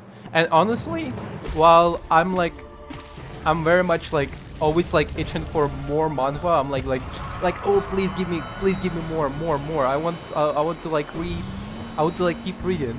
I do have like I do want like the people who like draw the manhwa to take breaks, because like we had like so many of them like die because they like overworked themselves or something, you know? Like, oh sorry, I had to go on hiatus because I like broke my arm, or like I sprained my wrist from like drawing so much, and it's like oh no. Like recently I was reading the manhwa and like it went on hiatus, and I'm like, oh okay, like what's the reason for hiatus? And he's like oh, I had to go on hiatus because like and underneath of it it's like I had to go on hiatus because my vision is deteriorating, and like I may need to have like vision correcting surgery. I was trying to like draw while ignoring the symptoms, but like I literally cannot see anymore. So I have to like take a break. So it's like, you know, like you always like so as you like read those like stories, like I sprained my wrist, I like developed like some like wrist injury because I draw, like I have like I had like pneumonia and I just shrug it off trying to make like chapters for you guys. You just go like, damn guys, you don't have to like go that far, you know? You can take a break. It's like manga artist for Berserk, right? Have you heard of Berserk before? It's like a pretty popular manga, and so in manhwa it's usually you have like a web novel that like somebody else is animating, somebody else is drawing. Okay, so in manhwa you usually have a person who wrote like a web novel, and then the artist is animating just the chapters of web novels. They didn't write anything. They're just drawing stuff. But then for mangas, it's usually like one guy drawing and making like the plot. So for example, when Solo Leveling was around, lead artist for Solo Leveling died, but web novel continued on and on until like it had like sequel sequels and stuff. And there wasn't much break between chapters because like, well, one guy died, but like his like students can pick up the slack after him. And now like the entire studio where he worked as is now counted as like one of the legendary animation studios. But like the guy is gone, you know, like all of his students are carrying work without him. But in manga, the guy who was drawing Berserk died, and he was both in charge of the story and the art. So people were like panicking very, very severely in terms of like will the Berserk ever continue if the artist and the person who wrote the story are dead? I guess happily, luckily for us, the student of the artist and his close friend, who was also a popular mangaka, continued the work after him, saying that they essentially have majority of the script left and they can like pick up the mantle after him, which is good. Like, but the main reason why the mangaka died in the first place is because of actually stress-related issues. He was stressing out about the manga so much that he now, you know, passed away because of it. He had like heart problems, and it's like really like that's why like whenever I hear like, oh, like we're going on hiatus, I have like health issues or something, I go, thank God. like please take care of yourself. Like never ignore health issues for like work or whatever reasons. Just like take care of yourself. That's just a general life advice.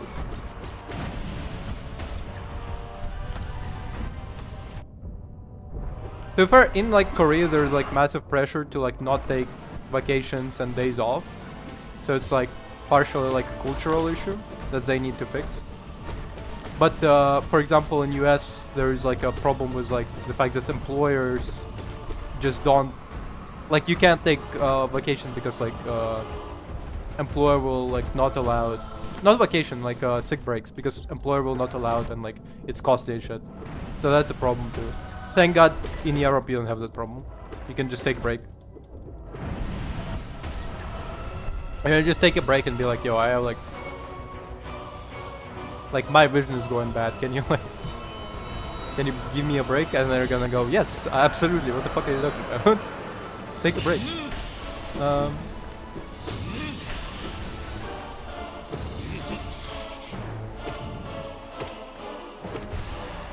The idea is that like a manhwa writer would like keep drawing while going like blind is that and mental at the same time.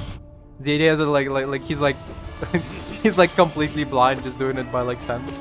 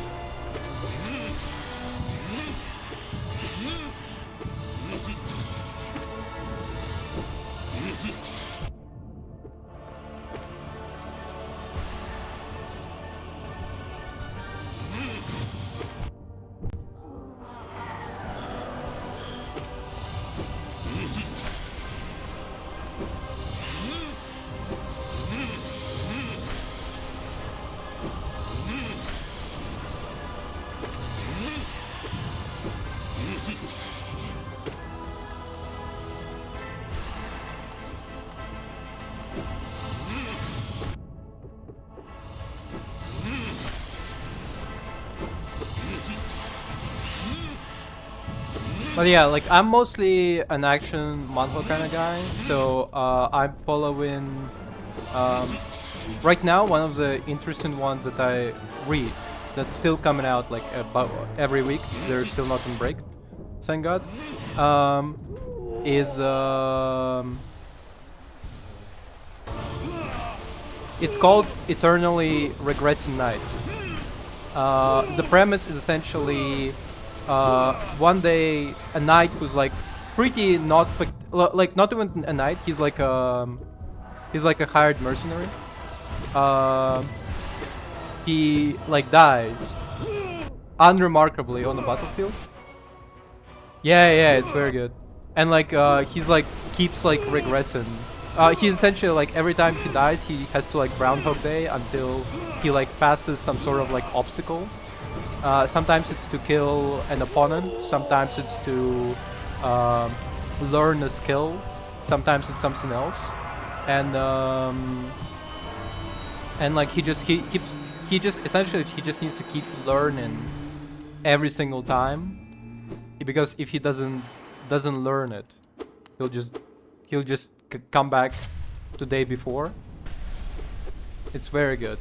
I've enjoyed very much. I like the idea of like the man who's like obviously he's like so like here's the thing.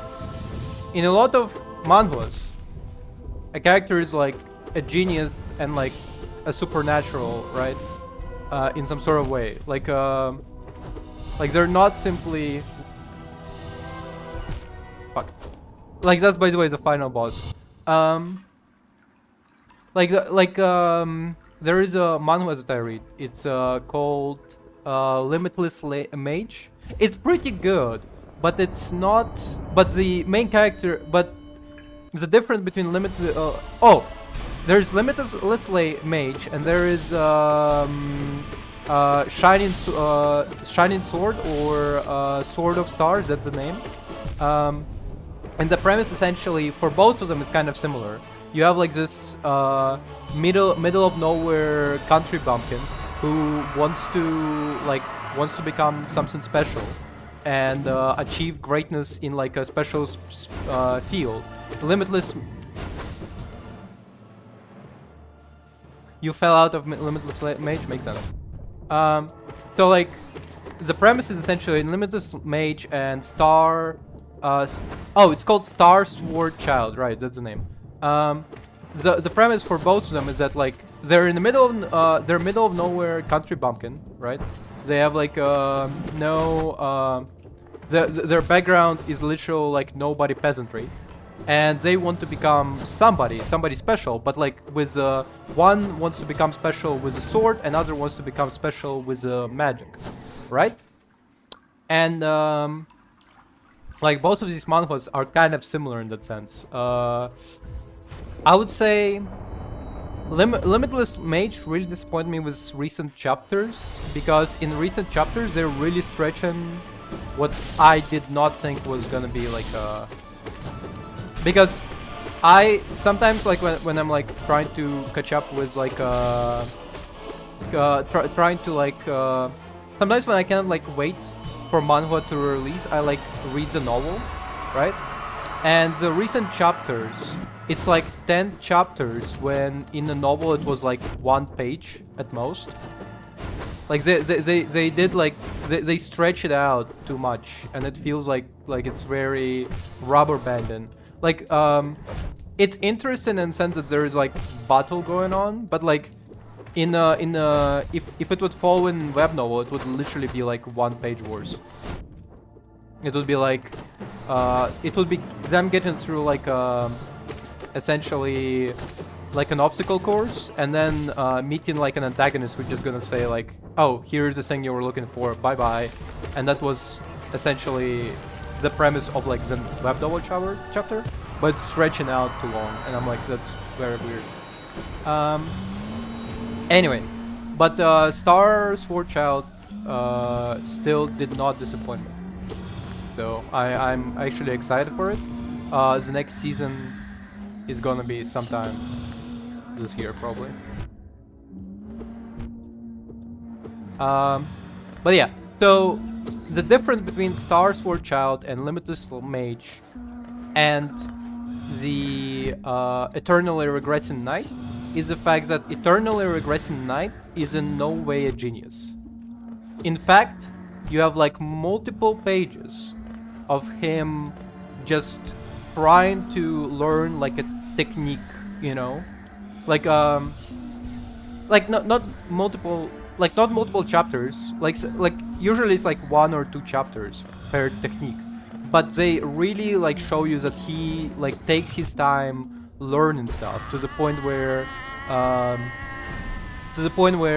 I think it took him like 10 years to get through the first barrier. Like overall it took him like 10 years to get decently good with this, like above average with a sword. Not even like the best with a sword, like he was nowhere near like the level of like a master, but he was just like, he was literally spending 10 years. Yeah, it takes him forever to like learn anything, but like the progression is very actually satisfying. It's like this it's this video gamey live, die, repeat, right? It's just like showing like every time like a progression, like today number 112, today number 205, today number 300. I finally managed to get some wound on the I finally managed to cut my opponent with my sword. Day number 500, I finally managed to leave a wound deep enough for him to get worried, and like etc etc etc. You know, it's an interesting thing that like in a lot of manhwas you don't have. In a lot of manhwas, even if like somebody is like shown to be like oh, I'm not a genius, you know, like my brother, he's a genius, right? But like now that characters are very enjoyable. I like the band of like misfits who are all super confident, but because they're so confident, they're like extreme weirdos. So like you have like the you have like a rogue character who's like master of stealth, master of throwing weapons, assassination, all of that stuff, and he's like and his eccentricity is that he just does not like to listen to orders, but he'll listen to our like protagonist because he's essentially like a pet project for this guy. You have this extremely competent barbarian guy who's like can like literally kill giants single-handedly, but he does not like to listen to orders unless you like because he like if he starts to fight, he will not stop, right?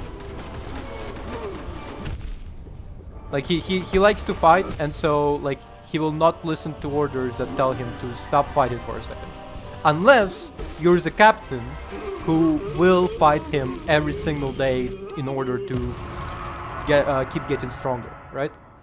You have the tall religious fanatics who like who presumably is alright with listening to orders, but he's also like very eccentric because he's like a fucking giant freak who's also like religious guy.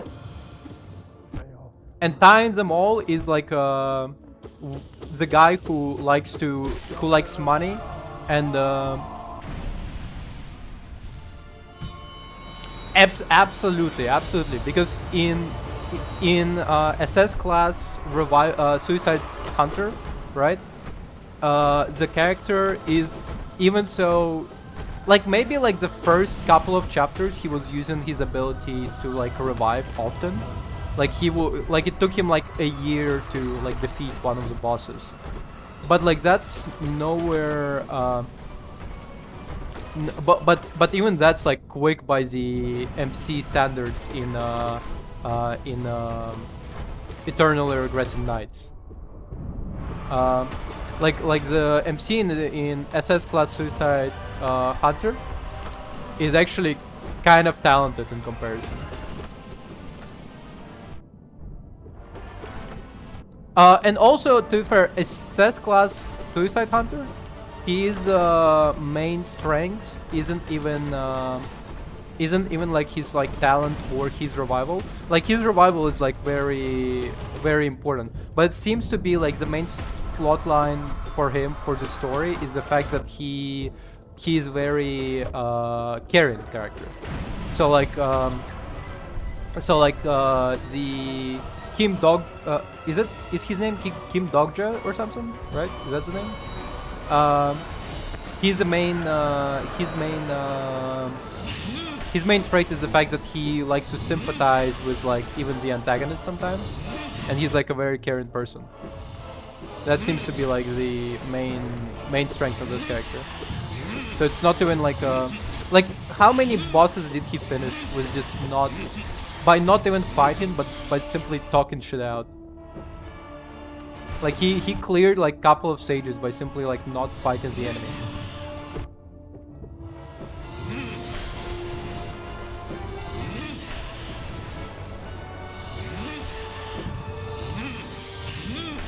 On other hand, from talentless MCs, you got the omnipotent reader point of view.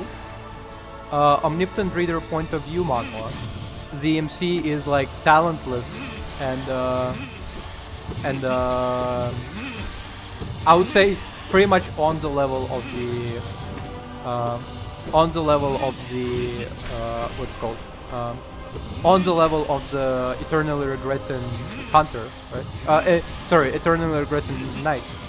He's almost as talentless as that guy, but like his main strength is the fact that he like is obsessed with the novel that the world became.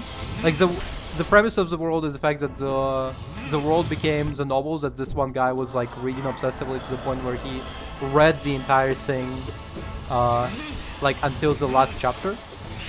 And so his like entire strength is the fact that he just like he's like a nerd, you know. He like knows everything perfectly. Like with a lot of characters, with a lot of characters who like are trapped in the world of like a novel or something, or whose like power is that like they died and they came back in time. The characters are written like too omnipotent. Like it's like you pretty often end up with like a character who's like I know about this fact that happened like on this specific Tuesday in like on this Tuesday's third year before I regressed. And it's like, bro, how do you fucking know that? You know, like there's like absolutely nothing. But because in omnipotent reader's point of view, the main character is like a nerd who read the novel. It makes more sense.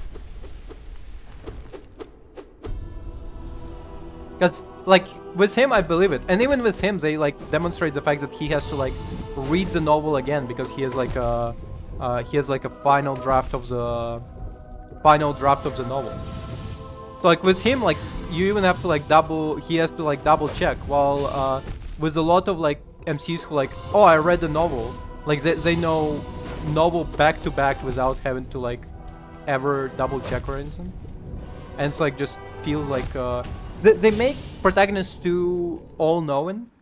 Like that's why. Sorry, my notes are just very bad. Exactly. Like with the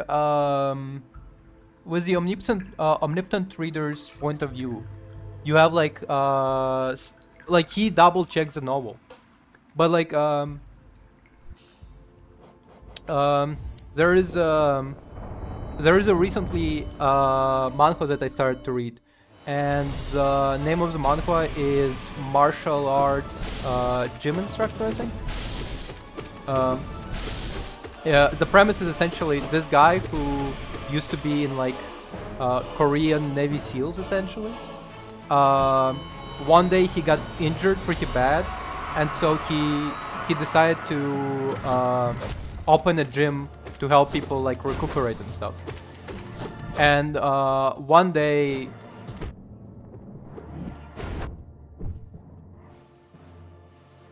yeah, but so like one day he like as he was like trying to manage his gym, he just died. And he either died or like got transported into this world for some unknown reason. But like the world is like actually 3 manhwas combined, and he became protagonist of one of the most recent manhwas. most recent novels that he read, which is the Shaolin Monk, right? And in it, the main character pretty rarely relies on a knowledge from like the novel. So like it's usually whenever he relies on a knowledge from a novel is when he's like, okay, so these guys used to like this faction used to be the bad guy in the novel. Let's see what if they're bad guy right now or if it was like something that caused it, right? Sometimes it's sometimes he's like, oh, this guy used to be, yeah, like sometimes he's just like, oh, this guy used to be a bad guy in like in the novel. Why? This guy used to be like important. Let's like try to make a connection. In pretty recent chapter, he even did like, okay, it's been like 15 years since I got transported. They had like a time skip because when he just entered the world, he was in like 8-year-old body, and now he's like, sorry, not 15 years. It's been like 10 years or something. He like started as like 8-year-old, and now he's like around 18 or something, maybe 20. And so now after like 10 years, he got a bunch of pen and paper and just wrote down everything that he could remember from the original storyline, and essentially coordinated the plan of what he was planning to do. And now essentially we're following this plan. But at least we know that like the character doesn't know everything. He just says like, oh, I don't know. Like it was literally like said like I don't know a lot. I don't remember a lot. I just remember the important story bits. So like I'm writing those down and following those around. It's a nice diversion from like a lot of manhwas where it's like I've been in every single important place, every single important event, everything follows exactly as it was in before regression. Sometimes they go with sometimes they go with like oh, I regressed and now stuff changed from my regression, and and the main protagonist goes like, could have I caused this? Come on, how could I cause changes in like time if I changed how everything plays out? Like it's such a weird pitfalls that every single one of them falls into. Like for some reason every single protagonist never thinks like changing stuff in the past changes stuff in the future. If you kick some guy's ass, he will try to attack you later.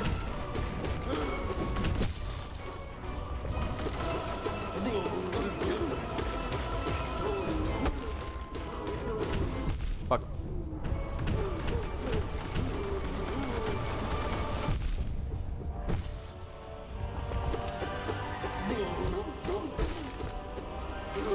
Like, yeah, pretty much.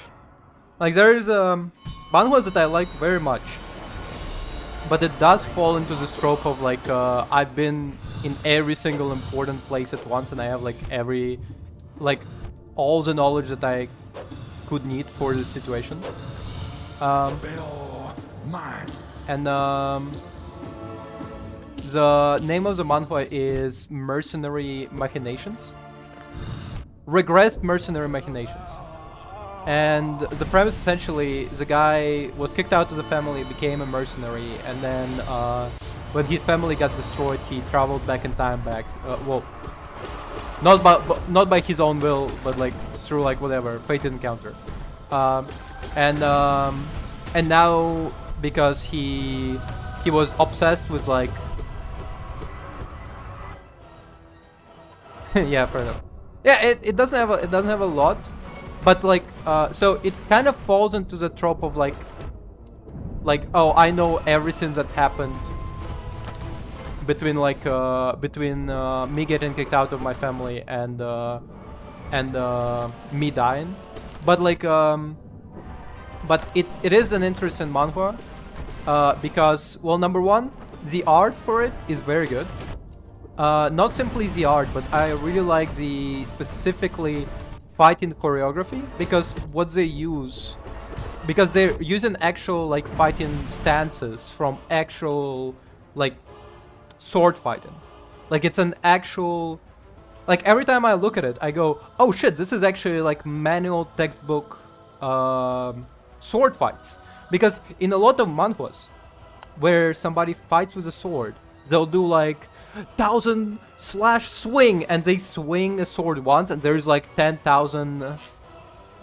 Yeah, like but like in a lot of manhwas, when you swing a sword, it's like 1,000 slash swing, and they do like one swing, and then there is like massive bunch of like lines like going in every direction, and like the opponent is like million fallen petals, and he also does like one swing, but there is like a crossing lines from him.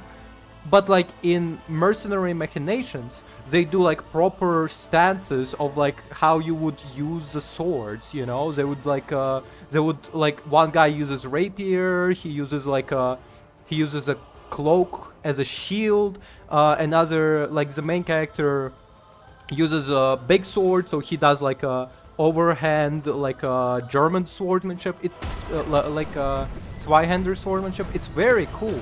I really very much like it. But obviously, it's a fantasy manhwa, so it has like magic and stuff. So sometimes they do like, on top of like classical swordsmanship, they do like pirouette moves.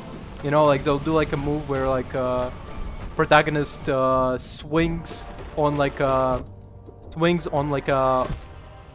a massive battle axe. Like he has like a massive battle axe the size of like a one human.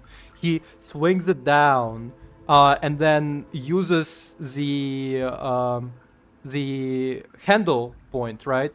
He uses the handle point as like a stripper pole to do like a kick at the opponent, and it's like, okay, that's not from a manual, but at least it's dynamic choreography that like you rarely see in manhwas.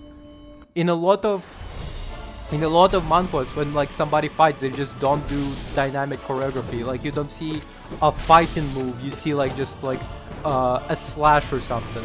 It's even worse when you read like a Chinese manhwa, and instead of a fighting move, they do like lion's roar slash, and there is like a fucking lion coming out of a sword, and you go, is this fucking JoJo? Like, what is this kind of summoned beast situation?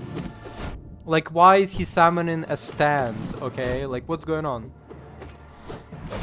Like, that's the one that like annoys me the most. You have some of it in Korean manhwas as well, but like it's really often in Chinese manhwas where you have like essentially spells. Whenever they swing swords, it's just summoning a spell of like flying dragon kick, and he like summons a dragon. Like, where the fuck did that come from? I don't remember this being like a martial art move. But Mercenary Machinations, that's like a real, like actual like sword swings. You don't see a character go 1,000 petal slash and it's just like 10 lines on the screen, you know? Like 10 lines can look cool. Like you can have like a really cool, you can have like a really cool shot with like 10 lines crossing, but like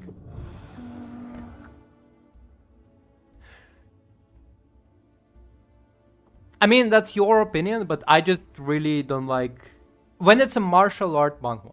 When it's a martial art manhwa, I expect a kick, a punch, okay? Maybe like a ki blast, you know? Like somebody does like a palm strike, and like he sends energy from the palm. Okay, sure, I can work with that. But when it goes like a palm strike and he summons a deer, and it's like, that's not martial art, that's spells, okay? Like you can just make like a you can just make a manhwa with like spells in it if you want.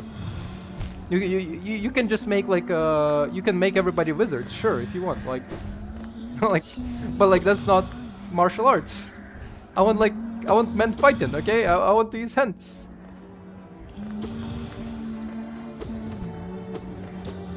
Like Naruto, right? It did not use martial arts, right? Like it had like essentially like jujitsu was spells, right? Like they would cast like spells and chakra would be like mana. And you know what? I can respect that. Sure, cool. But like they at no point in time were like that's actually a martial art where you have to swing your arm specifically. No, you had to do like a hand sign, you know, to cast a spell. I can respect that. I can respect that more than I can respect like you cast you throw a punch and like a dragon comes out.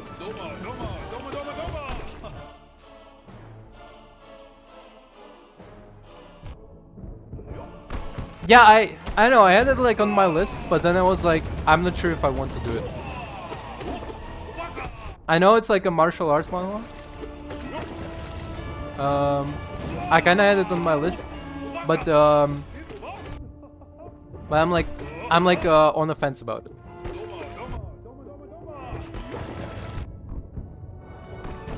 Yep.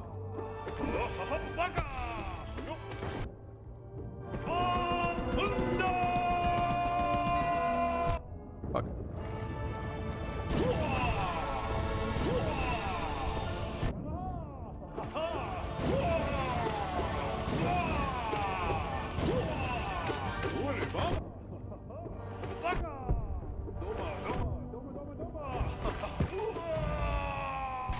Jesus, almost died there.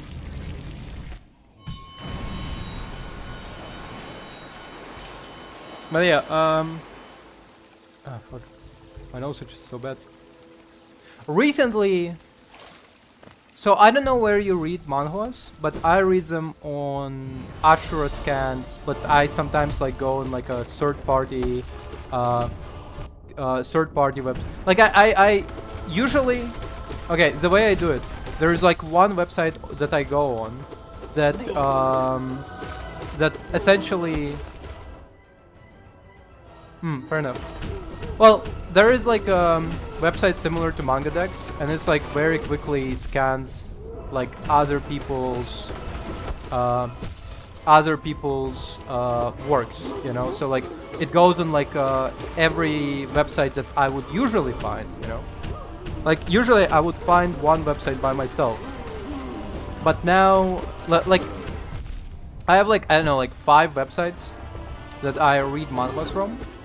But like first I go on this one website that will probably scan from every single website that I would usually visit, and like just show me like manhwa on their site. And I'm like, that's more convenient than like going on 5 different manhwa websites at the same time, right?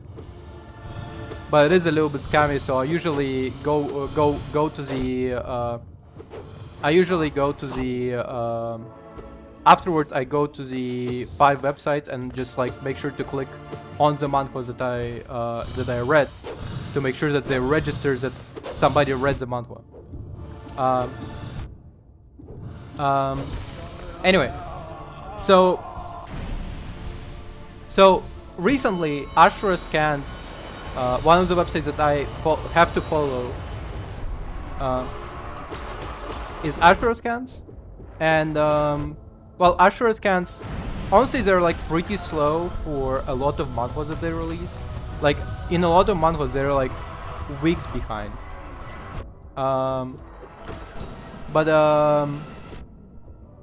Recently they picked up a new manhwa, and I'm pretty interested in it. It's finally it's not a regression manhwa. It's not a regression, not a reincarnation. It's like the guy was born in this world, okay? He doesn't have like some sort of like memories from the past life. And the premise is essentially the guy's grandpa got killed and he's like seeking revenge. And they only released like 19 chapters of it yet. They also released those same 19 chapters on another website that I follow, which is Night Scans. but they recently rebranded themselves to Key Scans. I don't know why, but the manhwa is essentially the guy who never learned martial arts before in his life now has to go on a martial arts revenge journey to find his grandfather's killer. Fuck.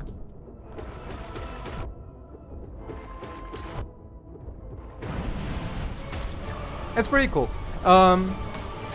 It's if I remember correctly, it's called Thompson Devon's Sovereign. Hold on a second.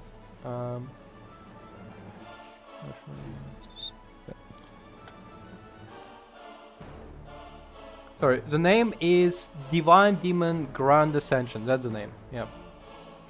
Hold on. This is how it looks like. It's very cool. And there's only like 19 chapters of it. It's honestly, it's very similar to Myth Mayhem, I think that's the name. Fuck, I don't remember the name. There's a manhwa with a similar beginning premise. Oh, this one, Top Peak, player who returned 10,000 years from after 10,000 years in hell. Top Peak, Revenge of Ironblood Sword is kind of okay, but the funniest thing about it is the fact that they name all the characters like obvious clues, like puns. The main character of this manhwa is called Vikir Baskerville. Vikir Baskerville, and Baskerville is like from famous novel from Sherlock Holmes series, where it's where Hound of Baskerville is like a local legend, but it's actually like a criminal.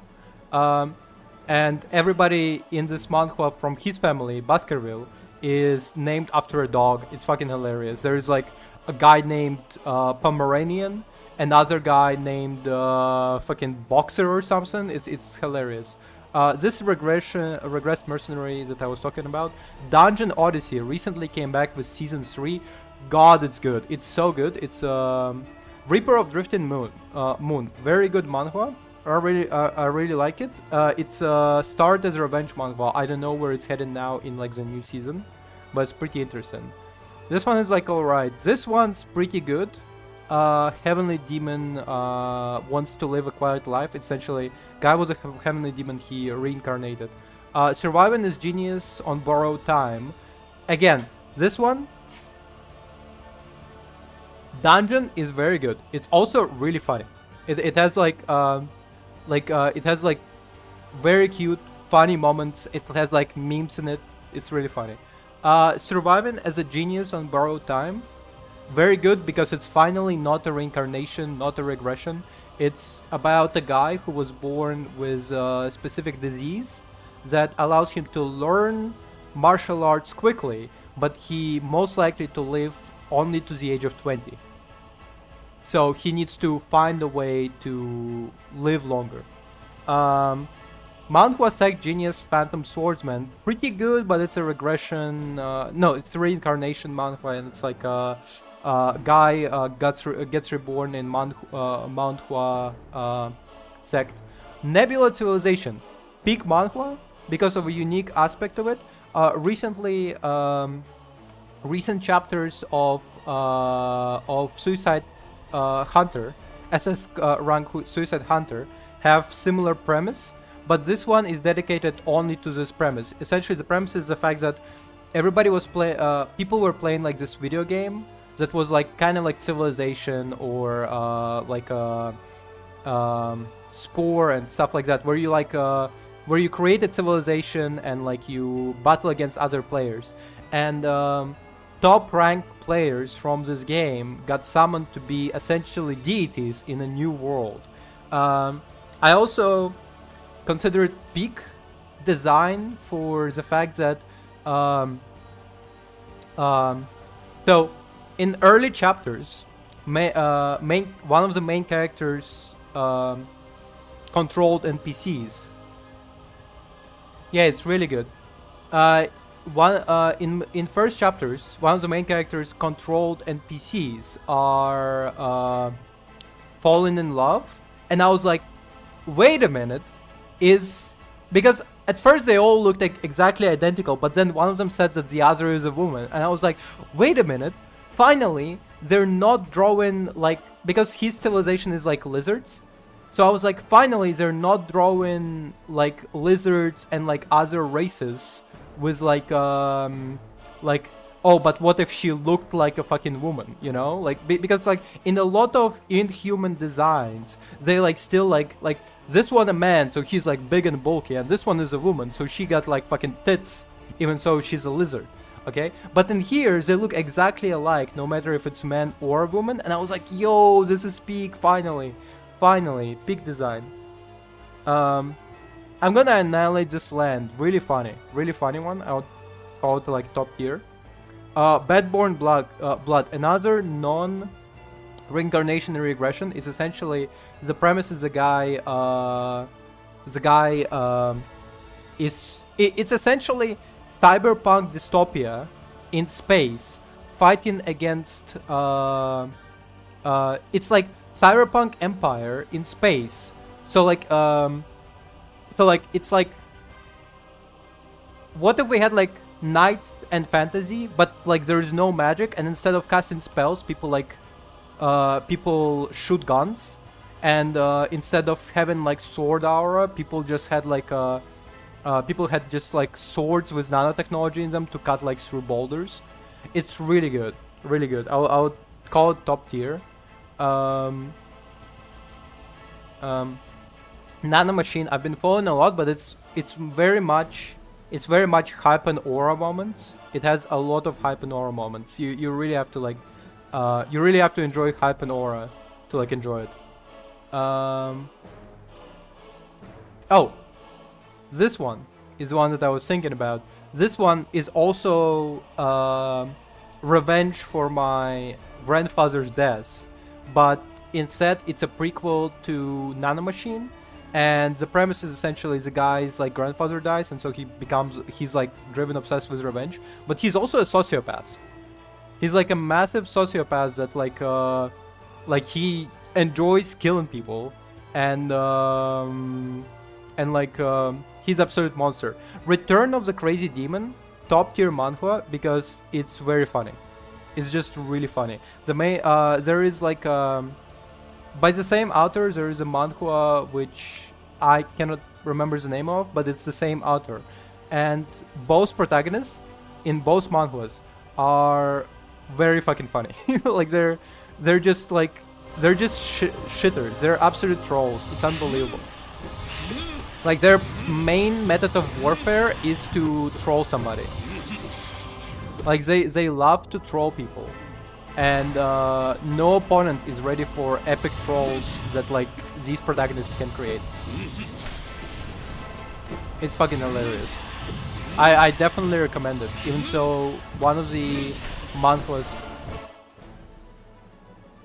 he's rage baiting every single opponent. It's unbelievable. But he's also like slightly crazy, so like, you know, you can excuse him for that.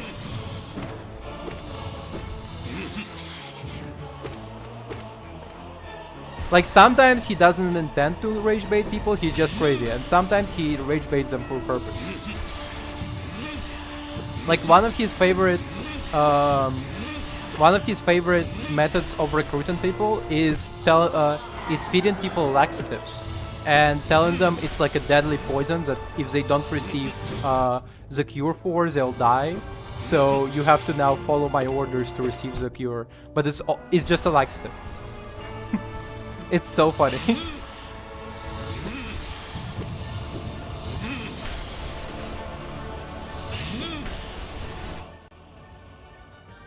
That girl, but there's like more characters that he does it to. Like, that's not the last time he does that. Like, but in another manhwa by the same author, that's actually the same. Like the protagonist of that manhwa does the same thing. He feeds like people like a fake poison, and he says like, if you don't receive cure from me, you will die. But it's like sugar water or something.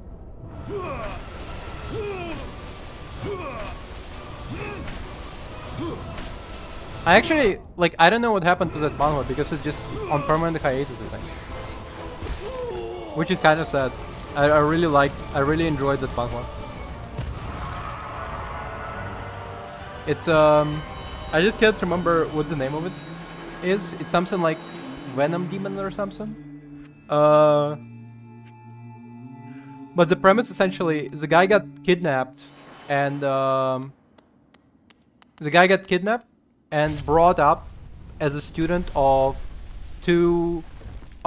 like the worst poison user alive, and his twin brother the best medic alive. And so this man received teachings of both the medicine saint and the poison demon, and thus he can utilize both poison and medicine skillfully.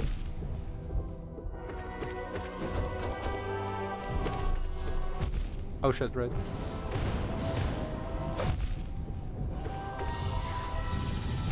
Fuck.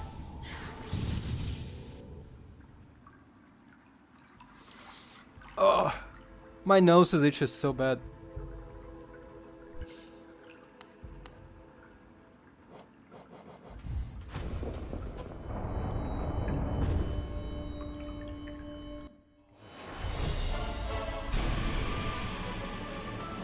Oh damn, it's almost time to finish the stream. I enjoyed you being here, Maple, especially talking about manhwas. Yeah, good luck. Good night, William. Sorry, good night, Maple. Have a good night and good week.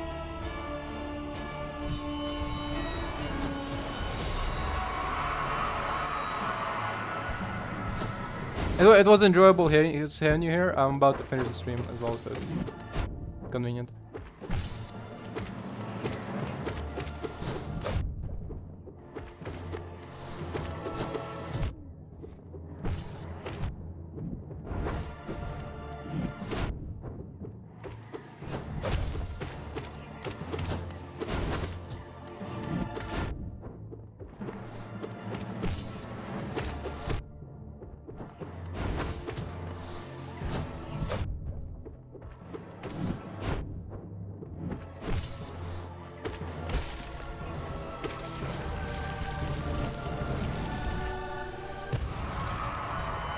Oh. But yeah, I love unhinged like protagonists who like trolls.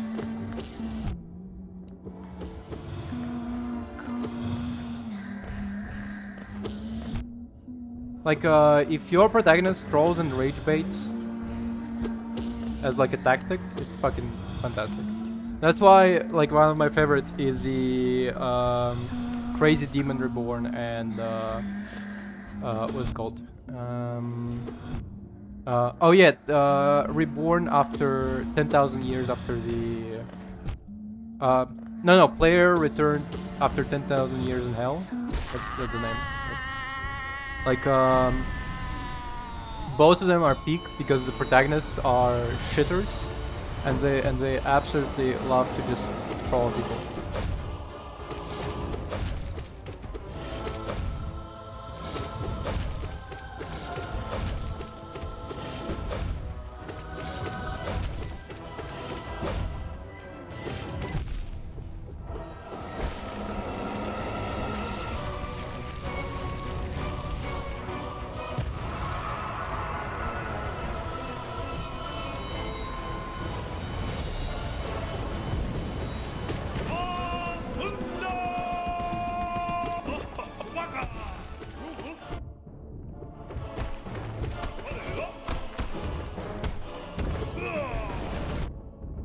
Hello.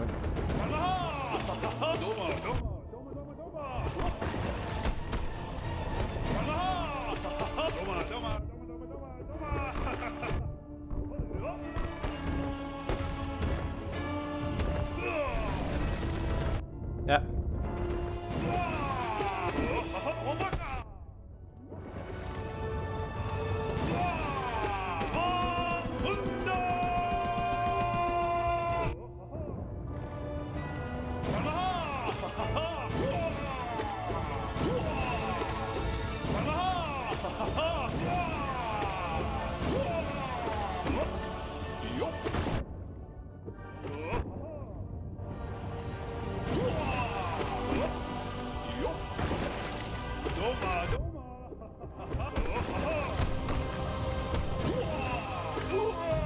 Finally, finally.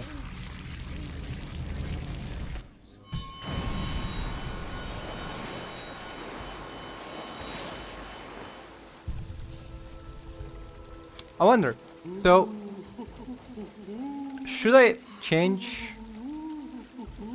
something? Because I feel like to fight the Hollow Knight I need like more defense.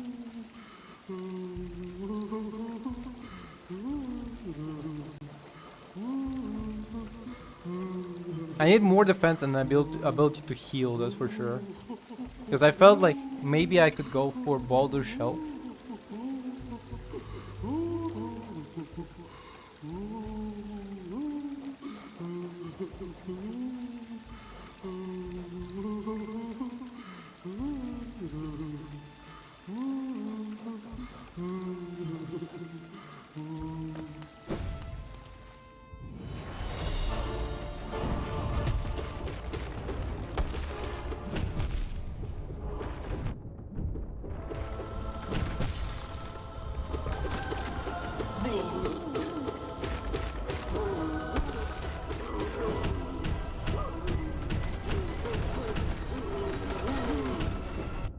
Shit.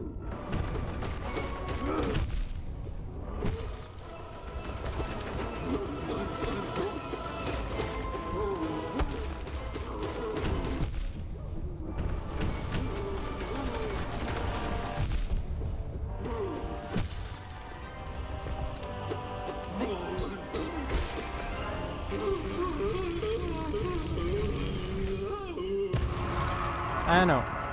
Was it worth it? Would it be worth it if I substituted the thing? Fuck. Son of a bitch.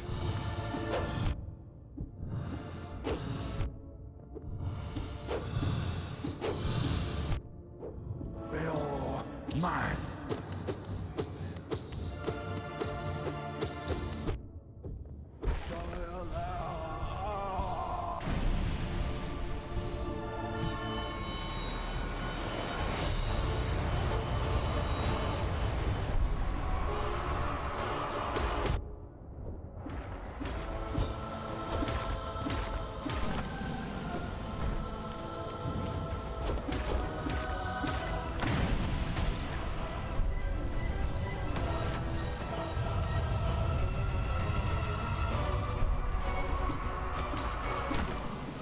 Fuck.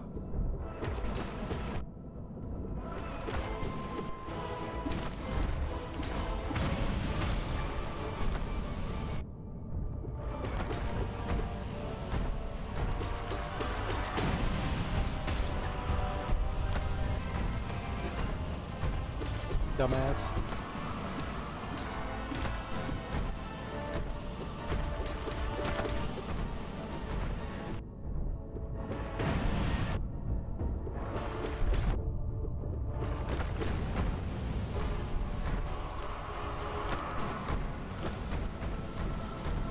I wasn't fucking jumping.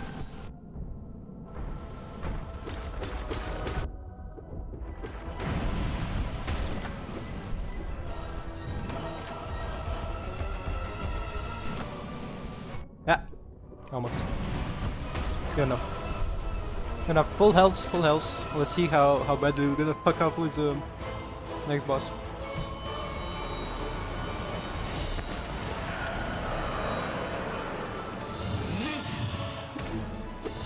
Yeah. Somebody. Stop running away.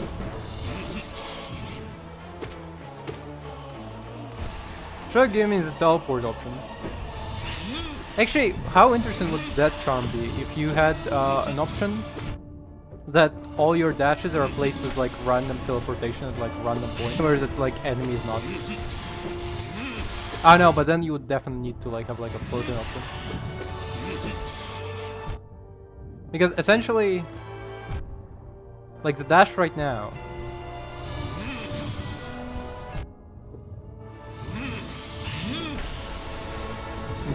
you can pass through objects, which is good.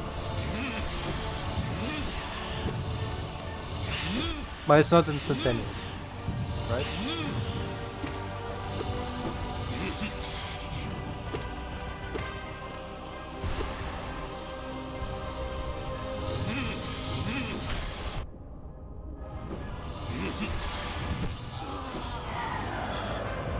What I'm saying is like an instantaneous dash over the next spot without having to, you know what I mean?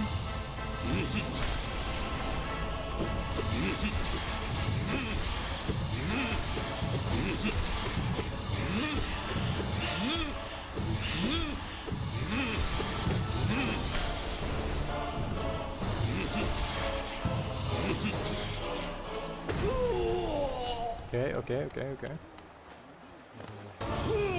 Fuck.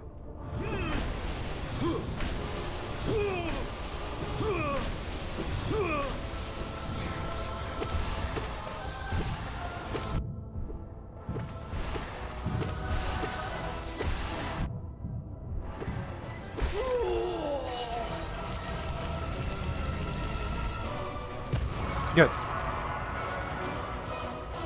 Okay. Full health and 1 stack of energy to fight our brother. Brother, look what I brought. Look what I have.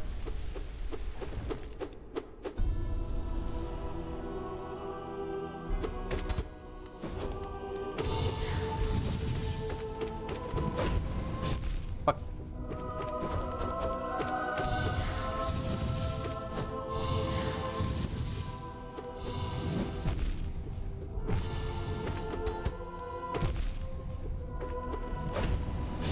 Fuck. I saw I dodged that one.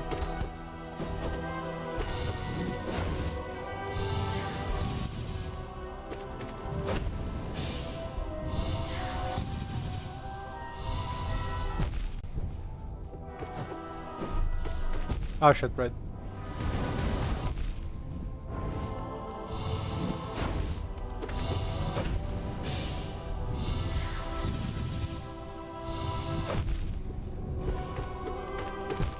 Ah. Well, that was a decent fight. Okay, one more and we're gonna take a break. No, not a break. We're gonna stop. Tomorrow we got Fear, F-E-A-R DLC. After tomorrow, Fear DLC still, if we didn't finish. If we're done, we're gonna do Fear 2.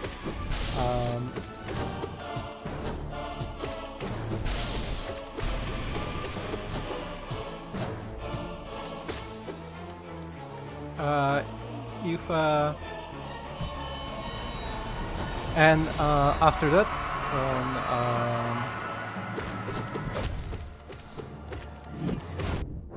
on Tuesday and Wednesday. No, sorry. On Wednesday and Thursday, we're doing Hollow Knight Silksong.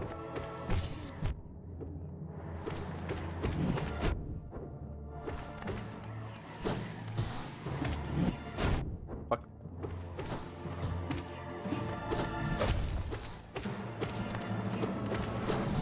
And then Friday, Saturday, Blasphemous. If we are done, which I'm pretty sure we're gonna finish Blasphemous in like one day on Friday. So on Saturday we're gonna be doing Blasphemous 2.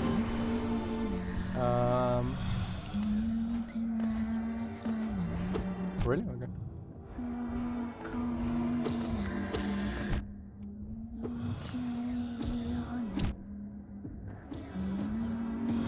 Holy shit, what? She was just taking those punches. Fuck. Um...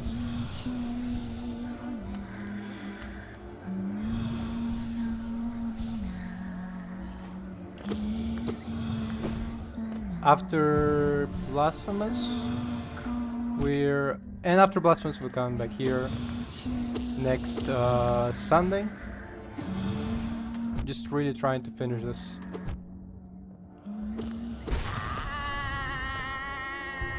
God, my fucking nose itches so bad. You know, there is like there's like a weird what they call the, not conspiracy, but like superstition, yeah. There's like this weird superstition in Ukraine where like if your nose itches, it means that you're gonna be drinking something. I don't know why. Like it's less of a superstition and more of like oh, you're gonna be drinking soon, and it's like I don't know how it's related. Like it's it doesn't make sense, but sure, yeah.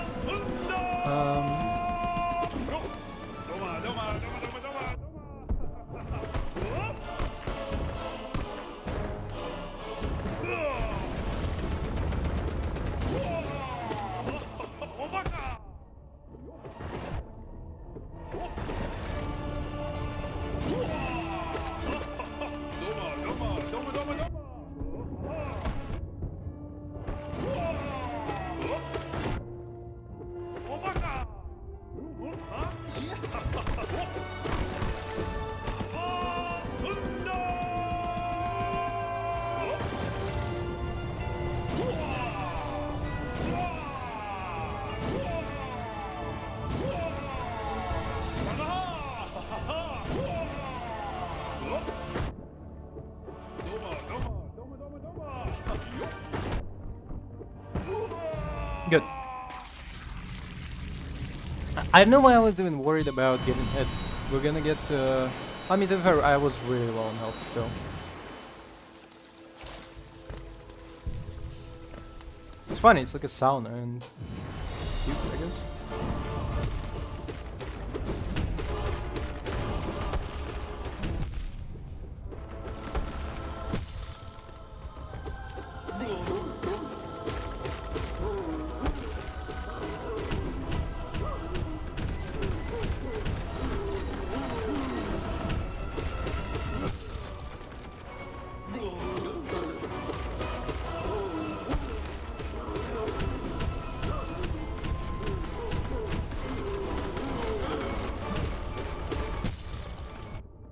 Fuck.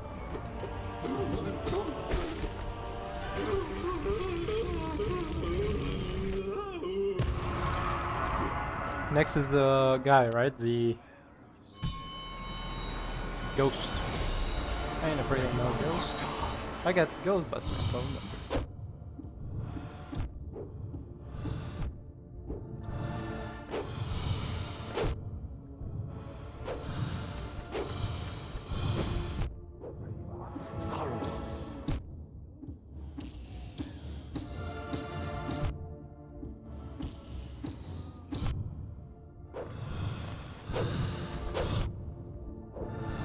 Fuck.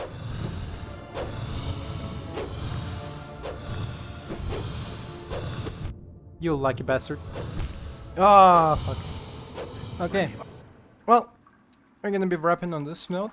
Actually, hold up. There's a video I want to show. Kind of weird. Nope. Not this one. This one.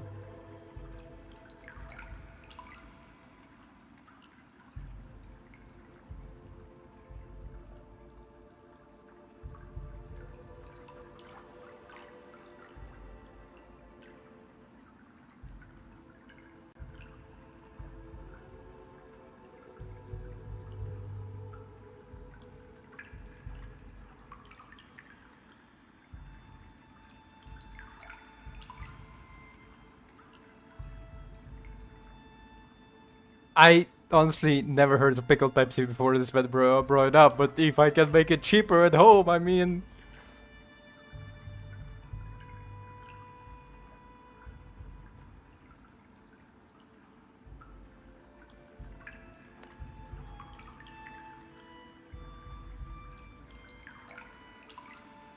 Man is living in the woods, I swear to God. He's living in a log cabin in the woods.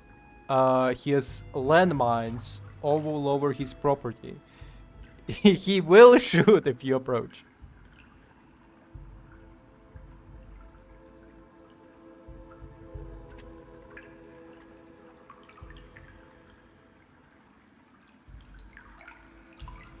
What the fuck is pickled Pepsi? Man's making shit up. I don't know what KFC was thinking about because pickles and Pepsi sounds awful.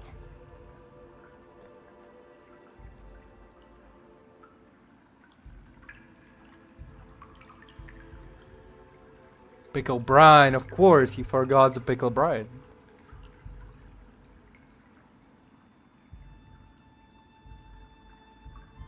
That's fucking a lot of pickle brine. Oh my God. Oh, of course, hot sauce is... May mix it up, of course. Oh yeah. You gotta drink it neat. Cheap and easy. Dogs, there is more pickled brine in there than Pepsi. Like...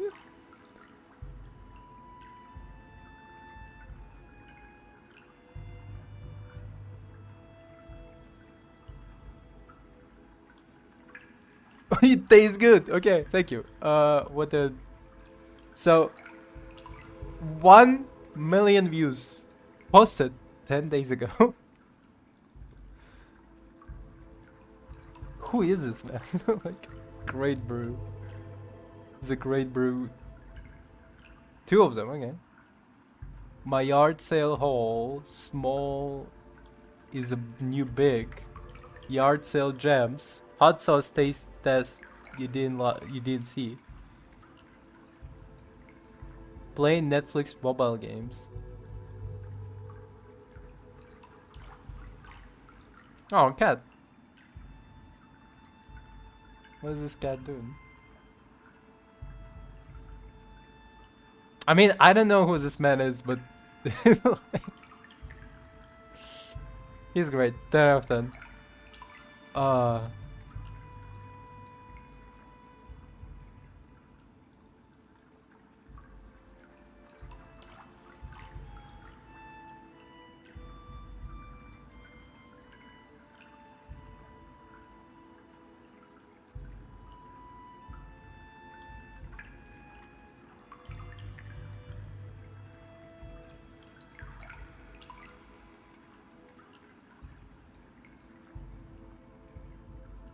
Damn, the man actually might like it.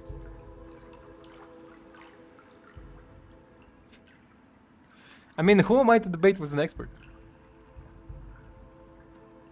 I'm very much... Thank you. Okay, on this note, I'm wrapping up. Tomorrow, Fear, F-E-A-R. After tomorrow, Fear again, and then Whole Night Silksong. Thank you very much for watching. Have a good day. Bye.